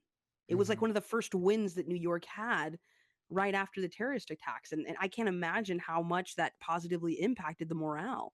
Absolutely. And a lot of New York teams at the time were getting a lot of support, from the Giants to the Jets to the Sabres and Rangers of hockey. In fact, that game, the Sabres versus Rangers game, honored the people, the first responders, and a lot of those people. And hockey season just came became just came back into the mix at that time, and a lot Yeah. of them, instead of wearing Sabres or Rangers on their jersey, they just wore New York. That's literally what the jersey said. They said NY New York to basically That's say beautiful. we're all united under one, and instead Yeah. of they're kind of like in a sense saying, yeah, we're still the Sabres are still the Rangers, but we're representing New York tonight because this is our city, you What a know. beautiful sentiment. And I believe during that game, I can't remember the whole event of what happened, but I know that there was one player who came out for one of the teams, and the guy went over to him and asked if he'd wear his captain's hat, who lost fire hat, who lost his life, and he wore it through the entire anthem when they did the national anthem. Oh man. Oh Yeah, man. so that was impressive, and it was just great to see how the city was coming together after that, and probably the biggest sporting event that occurred right after the attacks was none other than the 2001 World Series, which was Yeah. the first major sporting championship event to be played right after that. And these games actually were interesting because this was one of the first times in history. I think it was the first time in history that baseball went into November because it got pushed because Whoa. the schedule got pushed back because of the attacks. And Wow. And so and how close to home it is that, it was with our own Diamondbacks too. yeah, exactly. Being from Arizona, the Diamondbacks being in the World Series was huge for us because they only been in the this was only their fourth year as a franchise. They did this was probably their best lineup of players at the time that they had, and they're going up against one of the greatest giants in sports history, being the New York Yankees. 27, 26 at the time world titles, and they had just won the 98, 99, and 2000 series all in a row. Whoa. Now, do you think that the outcome would have been different had, say, the attacks never happened? I don't know. And the reason I say that is because obviously I think with those attacks, I think New York was trying to play a little bit harder. I think they were trying to they obviously wanted the W because can you imagine how big that would have been if the Yankees had won the World Series in the wake of this attack? That would have been huge. Absolutely. And I think a lot of people agree saying if that was the year for if there was a year for the Yankees to win, that was the year that they probably needed to win, you know? Yeah. Yeah. Um, but if you look at it through just pure sports history, that would have been nothing different because it would have just been their fourth win in a row, Yeah. Do you you know? think that, as a Diamondbacks fan, do you think that the D-backs should have given them the win on September 11th or after September 11th? I got to be honest with you, no. And here's why. No. Okay. Um, I think that the Yankees themselves would have wanted a fair game. I don't think they would have wanted the scales tipped in their Mm, favor, especially knowing the Yankees lineup at the time. You had people like Derek Jeter, Chuck Knobloch, Mariano Rivera, Jorge Posada, Andy Pettit, Mike Mussina, Tino Martinez, David Justice, Bernie Williams. You had a lot of those old classic players, and Derek Jeter is obviously one of the biggest names in the Yankees history. I think yeah. most people know who Derek Jeter is. There's no Yeah. secret. But and if you know anything about him, he's very much he's very big on sportsmanship. He's big on making sure that it's fair, it plays well, and so I don't think they would have wanted it tipped in their favor. I think they would have wanted to win, obviously, but I think that's either team when you go to a championship like Okay. that. It becomes very competitive. But I don't know if they would have wanted the scales tipped in their favor. I don't know how they would have felt about that. And I don't know if the Diamondbacks, I mean, because really, if you think about it, the Diamondbacks are also in a precarious position with the fact that they've never won a World Series. This is only their fourth year as a franchise. Yeah. And if they were to win, they would be the fastest franchise to ever win a World Series. Wow. Yeah. No, And and that's what that they that makes became sense. Yeah. when they did Wow. win. And really when you look at it at the end of it, the Diamondbacks did win. And though the Yankees lost, it showed that the world could still come together and fear did not dominate us because it really goes to show when you want, even though, Yeah. yeah, the D backs are celebrating, they're celebrating in Arizona, but really, I feel like that celebration carried throughout the entire country because it's showing that baseball is still occurring. The World Series is still occurring. The biggest one of the biggest sporting championships in the world is still occurring and they're still celebrating. People are still screaming and cheering. And yes, unfortunately, it was in New York, but really it shows that, because baseball is an American game. It's considered America's pastime. for Mm-hmm. most people. So it's kind of like, when America's pastime can still continue in this type of event, I think it's powerful, you know? Yeah, no, those are really great and valid points. Yeah. And Yeah. real quick before you come in, I just wanted to say, game 3, when the series did shift to New York, it was powerful because, for one, I think one of the flags that was at 9/11 was brought over to Yankee Stadium to be flown during the series. Aside from that, I think we covered that really well. I think we can move into the music industry now. Oh, yes, yes. So, how would you say that from your experience and also from your observation, how did people in the music industry respond to this tragedy? There was a lot of different ways I feel they responded. I think for one, it was a lot of tributes and statements. Yeah. Especially this is before the wave of social media. So the way you made a statement back then was you went on a talk show, you went on, a True. news program, or you got together with a company and you released a PSA, a public service announcement. Or if you're a musician at a concert, you could acknowledge it, and that's what a lot of them Mm. did. I think Yeah. especially people who were from New York, or who had history in New York, people like Billy Joel and those kinds of people Oh, were really yeah, yeah, felt yeah. by it too, and I don't know if Springsteen's from New York, but I know he did a big whole thing too about it. I Mm, think I yeah. think just really, if you were from America, I think a lot of them wanted to do something, and I think a lot of them at their concerts, their shows, going on talk shows, whatnot, all found ways to pay tribute, and such. Mm, yeah. Another thing I did notice is they said songs with violent themes or resembling terrorism, mass attacks, stuff like that were pulled from radio stations or censored for a brief time, for obvious reasons, similar to, the Lilo and Stitch incident. It's Yeah. too soon. You don't want to go there, you know, So I'm assuming a lot too of like fast. rock, metal, and rap were probably censored Some of to, them, I mean, especially if they made reference to like yeah. extreme. And when I say violence, I'm not saying like Metallica singing about, I'm creeping death or anything like that. I'm talking about stuff like actually like, some Oh, stuff I that see. sounds like could be used to talk about like a mass attack or stuff like that. I see. Okay, that makes sense. So that's kind of the big thing I noticed. But a lot of them were doing a lot of events for Yeah. the city, I noticed. Obviously, the biggest one was probably the concert for New York. Yeah. That was huge. Basically, that was a massive benefit concert that took place in Madison Square Garden. I think it was in October that it happened. And it was organized by Sir Paul McCartney, and it honored first responders and veterans and people who served in the military. Oh, And wow. Okay. all of the profits went to the families of first responders and all of that. It was completely Wow. charity concert, and a million different artists performed. Paul McCartney, of course, himself. He closed out the concert actually. I think the final song, don't quote me on this, was "Hey Jude," which, can you imagine going out on a more powerful note? Oh, man. And the Who played, David Bowie, Billy Joel, Bon Jovi, Elton John. A lot of those artists performed. So many people turned up for it too. Yeah. And there were also some movies or shorts that were shown during the concert too, from filmmakers like Martin Scorsese and Woody Allen, Whoa. which I thought Okay. was interesting. So it wasn't just all music. And then Jerry Seinfeld and Will Ferrell made shorts as well, addressing Oh, everything going, wow. because you had to figure Seinfeld being a big thing in New York, and True. all of that, that's a big thing. And yeah, so the concert for New York was a massive event, and I think it did really really well for what they were trying to do. The other big event that I can think of too is U2's Super Bowl halftime performance during Super Bowl 36. Now, this isn't the first time that they've been in the light for philanthropic reasons, but this Nope. is a big one.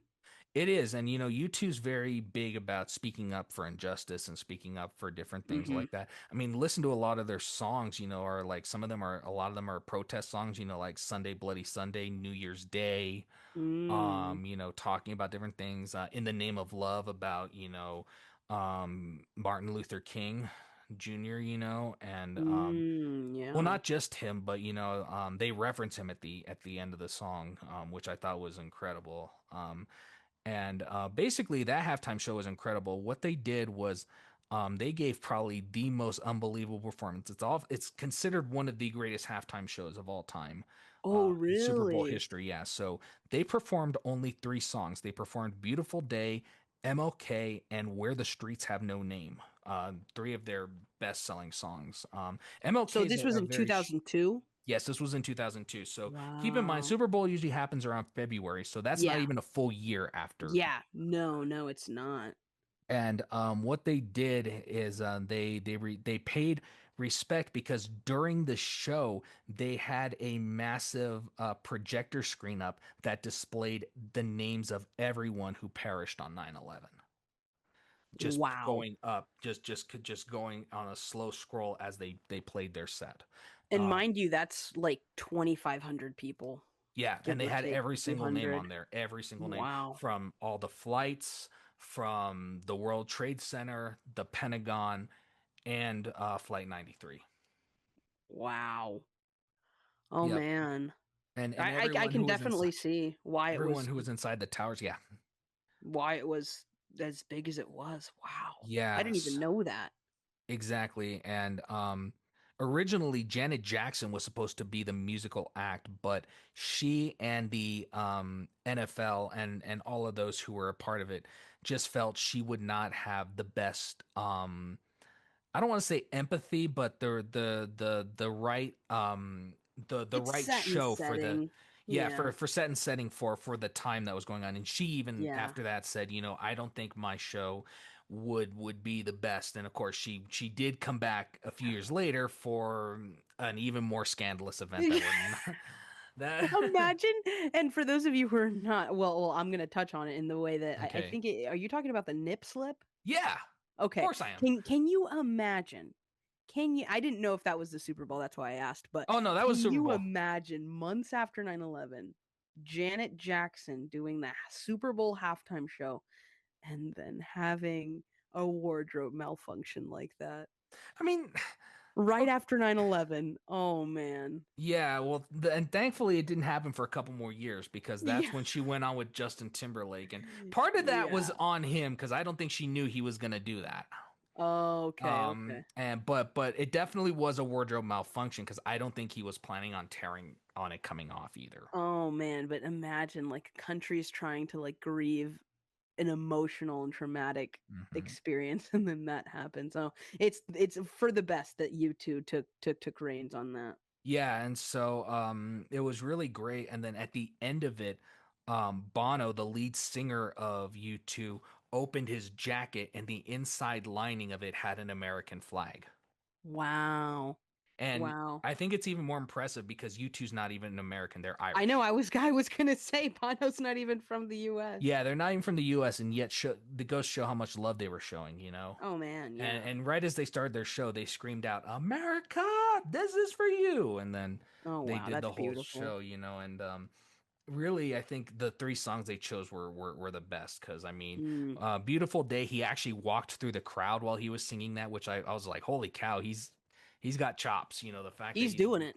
yeah, exactly. And then he gets up on stage, and then when MLK starts, that's when they start with the name display. And then that Wow. plays throughout the rest of their show. And MLK I think is only like maybe a minute long. It's a very short song, and then it goes straight into Where the Streets Have No Name, which is one of their best-selling songs off of the album The Joshua Tree. Wow. So yeah, and so I think music just really helps people connect with emotion and coping. I mean, it's Yeah. music really is a powerful tool. I mean, you'd be surprised to learn how many songs are written about dark times and how sad and disturbing, moments in life can truly be. Yeah, And it's an art form that we use as an everyday therapy too. I know a lot of us, don't go through big terrorist traumatic events, yet we still cling to music that helps us, let alone music that is targeted to help people grieve with traumatic events like this. It's pretty amazing. Another thing about music too, Marilyn Manson actually said this once. I know that's out of all the people I'm about to quote, um, said it actually best. When you put on a record or music, it's not going to judge or mock you. It's not going to look at you and say, "Oh, you can't be a part of it." It's going to play for you no matter what. Yeah, absolutely. And that's a beautiful thing about art is that it is true and beautiful in its most rawest sense. And in a way, it on the same side of that coin, Hmm. it really forces you to look within. 100%. I think really when you look at the world of music, I think that it can really take you to some interesting places, even some of the best-selling songs. And it doesn't matter who or what it is, and I'm very opinionated about music. You know this very well about me. Yeah, yeah, But yeah. music, I think in general, is just, it can be so powerful, it can be so raw that you don't know sometimes what you're getting yourself into. But as the time goes on, you start to sometimes realize, dang, this song actually might have been more deeper than I thought. Dang, this actually posed some ideas that I never even thought of. And years and years and years, I was rocking out to this song, not even really realizing what it was trying to say. No, And 100%. I think that's what's so beautiful about music, and Mhm. how it goes around, and how it goes about it. So I truly think, music is just a beautiful art form that can transcend so many levels. Absolutely. That's a really great way to end this segment because we could talk for hours about Oh, sure. songs that were tributed to say this attack or artists who created it.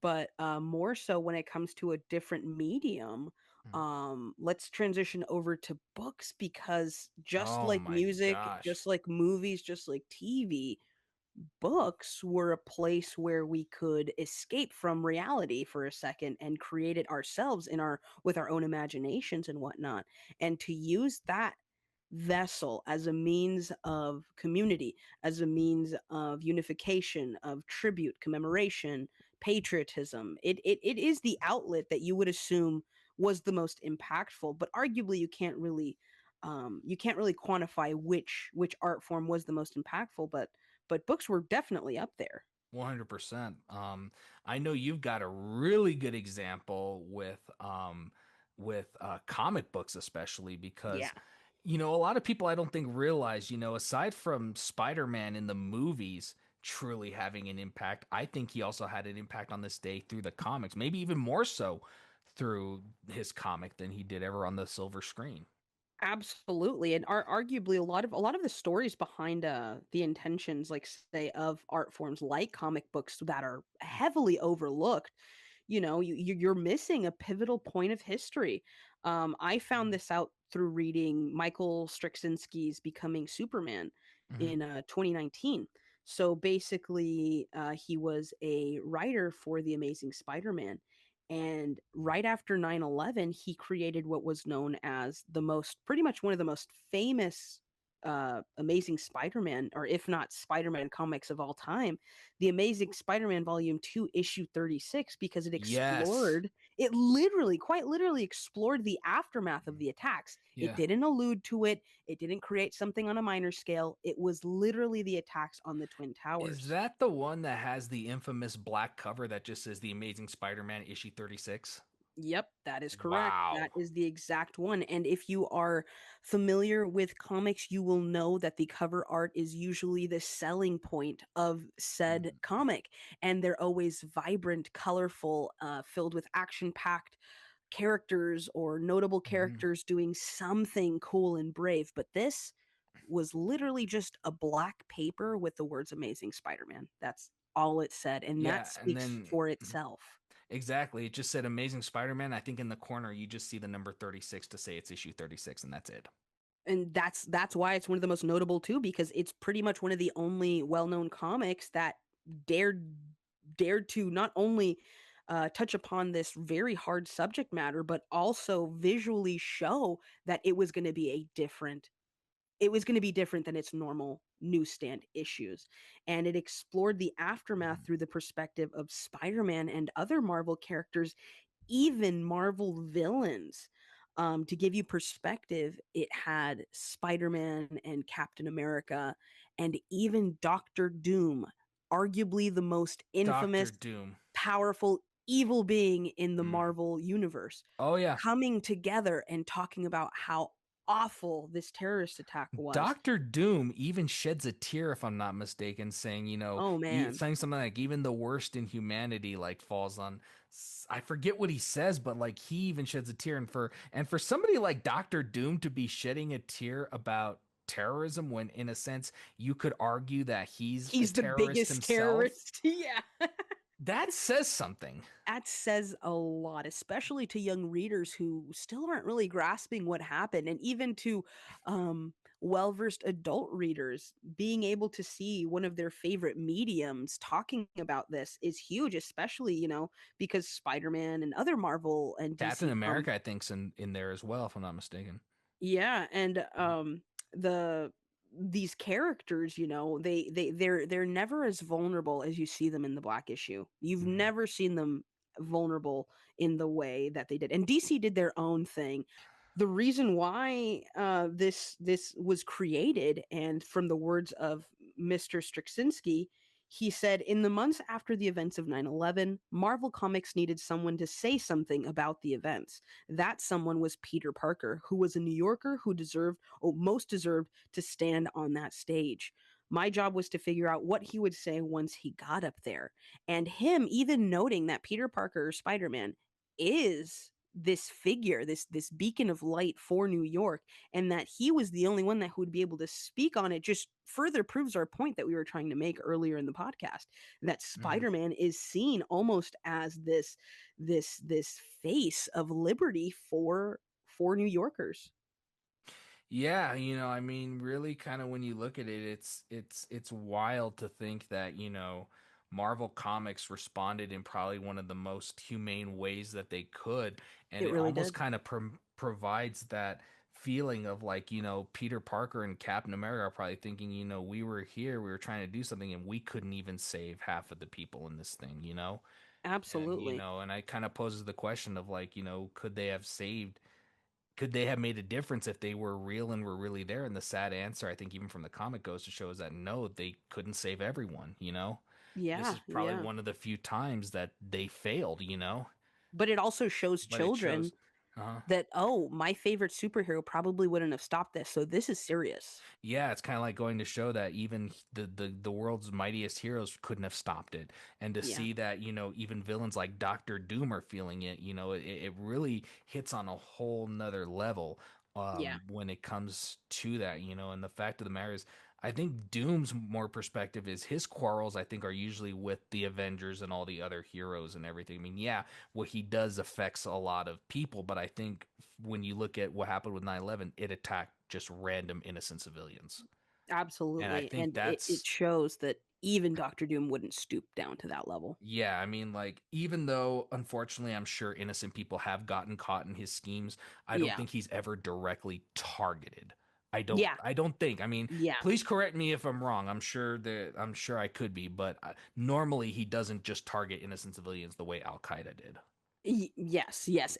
By comparison, I'm sure that Hmm. there's lore, through every story. Yes. You can read that can come up with a plethora of ways that he's hurt civilians, but in the Hmm. same way that, say, this terrorist group targeted and attacked civilians, it's on another level. And I know that hearing that from a comic book, I know that, a lot of people don't really take comic books seriously, but comics are a medium that are loved and appreciated by both adults and children. And if you can use a medium like that, like music, like books, like comic books, like art, any art, if you can use that to your advantage to portray Hmm. a message of positivity, of hope, and whatnot, do it then.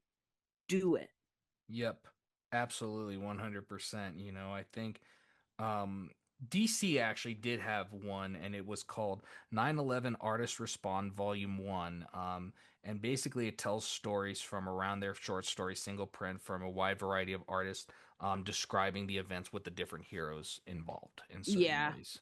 That's why I sort of treaded lightly by saying that the Spider-Man is the most notable because, to be It honest, is. it still is. It Yeah, really still volume is. Amazing Spider-Man Volume 2, issue 36. I mean, for sure that is, like I said, one of the most I cover. It's also known as just the black issue, you know. Yeah. Um and a lot of them I think were in a way trying to make their impact. But I think Marvel, like you said, did it the best because they really went straight forward and showed like your heroes are here, and yeah, they failed, in a Yeah. sense. To Well, That's on not saying that they failed in trying or anything, but it's kind of like goes to show it's so big that it's like almost impossible.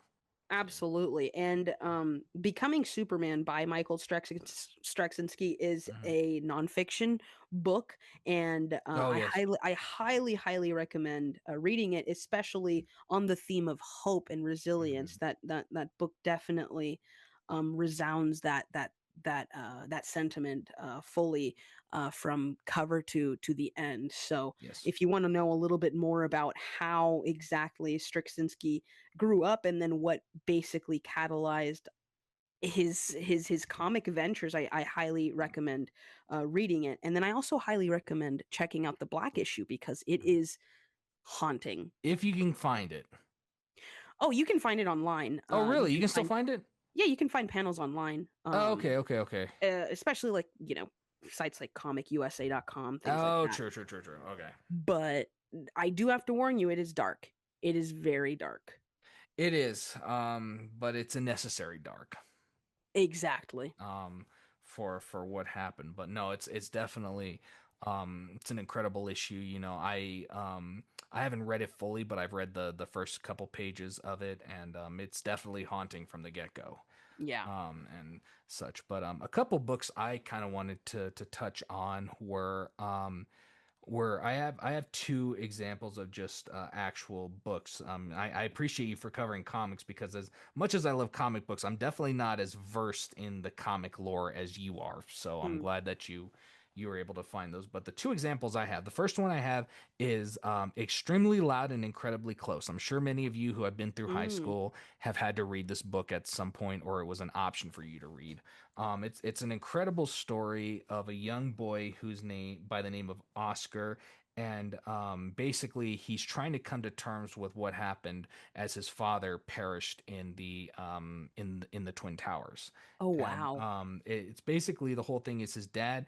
He believes his dad left a final message for him somewhere in the city because he finds a mysterious key in his father's closet, and he's going around the entire city trying to find where the key fits. And he has not the best connection with his mother, who obviously is grieving the same thing that he is, and he's never really had that same close connection with his mom, and he's driven, by this very active mind, and he has, this journey it takes him throughout the city, and leads to him kind of getting a better grasp and understanding kind of the world and how Oh, it is, and I think it's really, really, it was a really interesting book to kind of show it from a child's perspective of somebody who was lost that day, and to kind of show how they're trying to deal with that and how they're trying to come to terms with it, and believing that his dad left a message and did all this other stuff, and he's trying to find where it goes, and having that disconnect from his mom. It's just, it's like, it's a powerful story.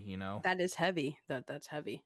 Exactly. And then my second example is a story called Towers Falling by Jewel Parker Rhodes, and it's actually a story about a girl who has a hard time relating and understanding how devastating it was because she was not born, but she hears all these stories basically of what happened, Oh, and it's kind of a story about how can people who were born after it have an understanding and connect and truly grasp the impact of what happened on that day. So wow. I think Okay. it's an interesting story. I've never read the story in a whole, so I'm not really going to get into it. It's just one that I've seen. Extremely Loud and Incredibly Close, I have read and I have seen the movie of. So Okay. I truly think that story is incredible in its own right. But I feel that, when you look back at it, books and stories really challenge us to confront difficult subjects. And I think they do it in a way that maybe television and visual media can't, because books can give you so many complex ideas. Like television can give you visual representations, it can show you Yeah. somebody holding a flag. It can show you saying, New York strong, or or USA, or stuff like that. You can see all of that, but books force us to actually confront the ideas and the thoughts that are going through our minds, because they Yeah. can get to you on a deeper level. Yeah. And I think comic books can even do that, despite them being a visual medium, because you can get across those same ideas through words sometimes better than you can through dialogue or through visuals in some Yeah. ways. Yeah. I Um, mean, you have access to extensive thoughts of your protagonists and emotions and internal monologues that you wouldn't have otherwise. Exactly, and the thing is that, in a book you can really get inside a character's head and really get to know what Mhm. they're feeling. With a movie, you have to really see what they're feeling. You have to see the actor's portrayal and then make these, oh, this is what they're feeling. This is what's going on. Yeah. Whereas the book literally is like can describe what this person's thought process is, and now you're getting, oh my gosh, I feel this too, because this is what how it is in my head. Now I'm seeing it on paper. This is the exact thought I had. Well, and then also depending on how good the writer is, the readers are able to visualize events personally, and then we as the readers become emotional and active participants in the story ourselves. 100%. I agree. It's just one of those things where it's like you look at all of this and you put it all together, and it's just like, my gosh, like, books can really give you some complex thoughts that sometimes you not only have to confront, but you can't get away from. You can't Yeah. you can't tiptoe around. You Yeah. can't you can't imply it. You have to face it head on, Well, you when know? it comes to, say, like a film or a show, you have boundaries of the actors, and you have, mental health of your crew, and you have all of these factors stopping you from being as graphic as possible when it comes to, say, something heavy like this heavy in content. Whereas in a book, you can be pretty much as graphic as you want, with also giving your reader the ability to choose how graphic they imagine it in their head. And also give them the choice to whether or not they want to read the book, by just simply saying Yeah. either leave it on the shelf or take me. Whereas a movie, you can throw a rating on it and be like, okay, this is for this age group, this for this age group. I mean, you can do the same with a book. Obviously, you can Yeah. say that it's aimed at this audience or this audience, but it's not like, a movie where they're going to say, oh, it's rated R, you can't buy this. You take any book to the counter, I'm pretty sure that they're going to scan it and you have the money, here you 1000%. go. you know 1000%. like, some kid could probably go in and buy a copy of, I don't know, American Psycho, for what I Oh, yeah.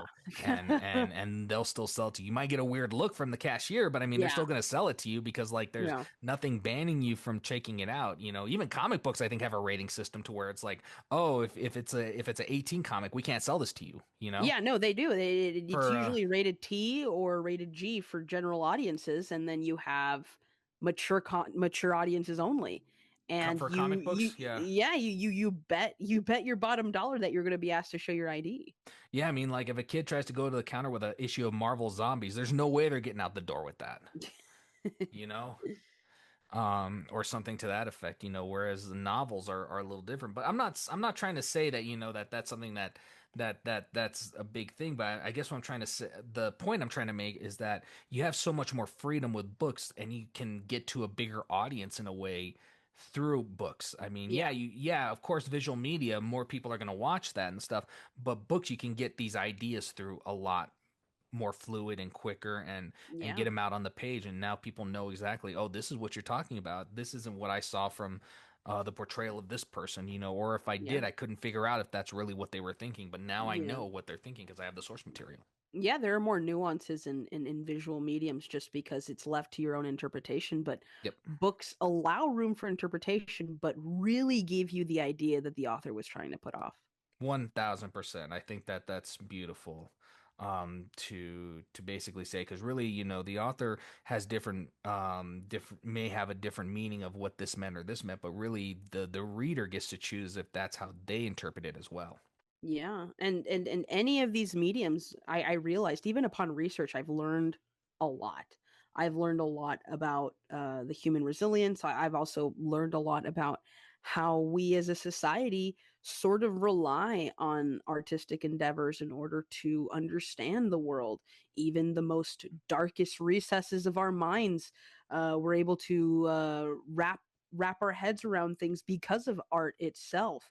Yeah. And I think that this terrorist attack, as awful as it was, like we began the episode with hope, we I want to end it with hope as well by saying that like that's why we came together as a community, as New Yorkers, as people from the United States, as the world, as Hmm. people in this world. We came together in a way that we probably won't see again until something awful again happens. Unfortunately, and that's the one thing I've always noticed, and I mentioned in the beginning even is, whenever something tragic happens, is usually when people come together. You Yep. take, like I said, the Boston Marathon bombings. You see how Yep. Boston came together and how the country came together to support Boston. Yeah. The same with when Oklahoma City got bombed in the 90s. It's kind of like, people turned up then too, for the city of Oklahoma, and then you Yeah. have all these other different regions, of what happened. And even with all these unfortunate mass shootings, it Oh brings yeah. communities together, and people realize how precious life is. I think the one that really brought people together, unfortunately, was Sandy Hook, because that took place at an Hmm. elementary school, Yeah. and Yeah. really, when you think about it, it's so tragic to think that these things not only can happen but are going to continue to happen, and Yeah. unfortunately that they're our biggest way of bringing people together. But I think at the end of the day, the reason that they do is because they remind us how precious life really is, and how precious um human dignity is at the end of the day. And I think when we get in the Yeah. world, sometimes we forget about that, because we get so caught up in our own minds, what we need to do, what we want to do, and we sometimes forget about each other. And then at this, we're kind of like, oh, wait, it's not just me. It's Yeah. so many other people, and we're all in this together. And if we can't be in this together, we won't make it much farther as a society. Yeah, no planning, no preparedness, or really anything can prepare you for the worst. And this was arguably the worst. Yeah. But we can rest assured, as Americans and as just members of this world, that after a traumatic event, unity usually is very impenetrable, and that's something that should just drive the hope in general. Absolutely, and when you look at coming together in times of distress, I think really it's something that we should always try to remember about keeping each other safe, because you Mm-hmm. hear the term Yeah. so often, and I'm going to say this. You hear the term so often, am I my brother's keeper? Am I my friend's keeper? Yeah, it's easy to say no, because obviously whatever the choices they make are not going to impact you, of course, but in a sense we are kind of all responsible for one another, because in the end we can all do something to help one another, and when we choose not to, it can lead to other consequences. Are we always at fault? Maybe not, but at the same time it's kind of like, maybe it's kind of like if you took a little bit more time, maybe there would have been a different outcome, and maybe it would have had a little bit better. And all maybe you had to do was maybe just give one word of encouragement to this person or something like that. We all have our place in this world. Whether or not you want to give your existence meaning is totally up to you. But I Hmm. personally think that if we use our existence for a greater good, i.e., helping our neighbor, helping ourselves, helping our family, helping that neighbor that you don't understand because he doesn't look like you or they don't think like you, even just spreading an ounce of kindness will affect Yeah. them and the people around you positively. And real quick before we get ready to round out the episode, I just want to say too, it's almost like Spider-Man when you go back to Uncle Ben's quote, with great power comes great responsibility. And I think that goes even deeper than just, if you have a lot of power, then you have a lot of responsibility. It goes deep to the point where it's almost like saying, if you have the power to do good in this world and you have the power to do right and just, then you not only should do it, but you have a responsibility as well to do that good. Whether that's helping somebody in their lowest point, just being there for somebody who's going through a dark time, or even just being there for somebody who you may not even know, but at the same time, may be going through some hurt, like what happened to the city of New York in September of 2001 or Washington or even the United States. You have that responsibility to show up and do that good. And I think that's why that goes a lot deeper. And it's something I don't think a lot of people always see when they look at that quote. You always leave me speechless, my friend. That was Yeah. that was so freaking beautiful. I want Yeah. that tattooed on my back. Yeah, Oh if man. you have the power to do good, you have the responsibility to do that good. Real quick, I just want to finish this with a quote by LeVar Burton. Then I'll toss it to you, my friend, to take us out. But I just want to end with this quote from LeVar Burton from the episode "The Tin Force" because I think it really encapsulates and really helps people on a higher note. We all wish we lived in a perfect world, and if we could make it that way, we would. But the world is not perfect. Sometimes bad things do happen, and occasionally the world can be a scary place to be. But when we have each other, kindness, generosity of the human spirit, and love will always triumph. And then, and only then, can we get through even the toughest of times.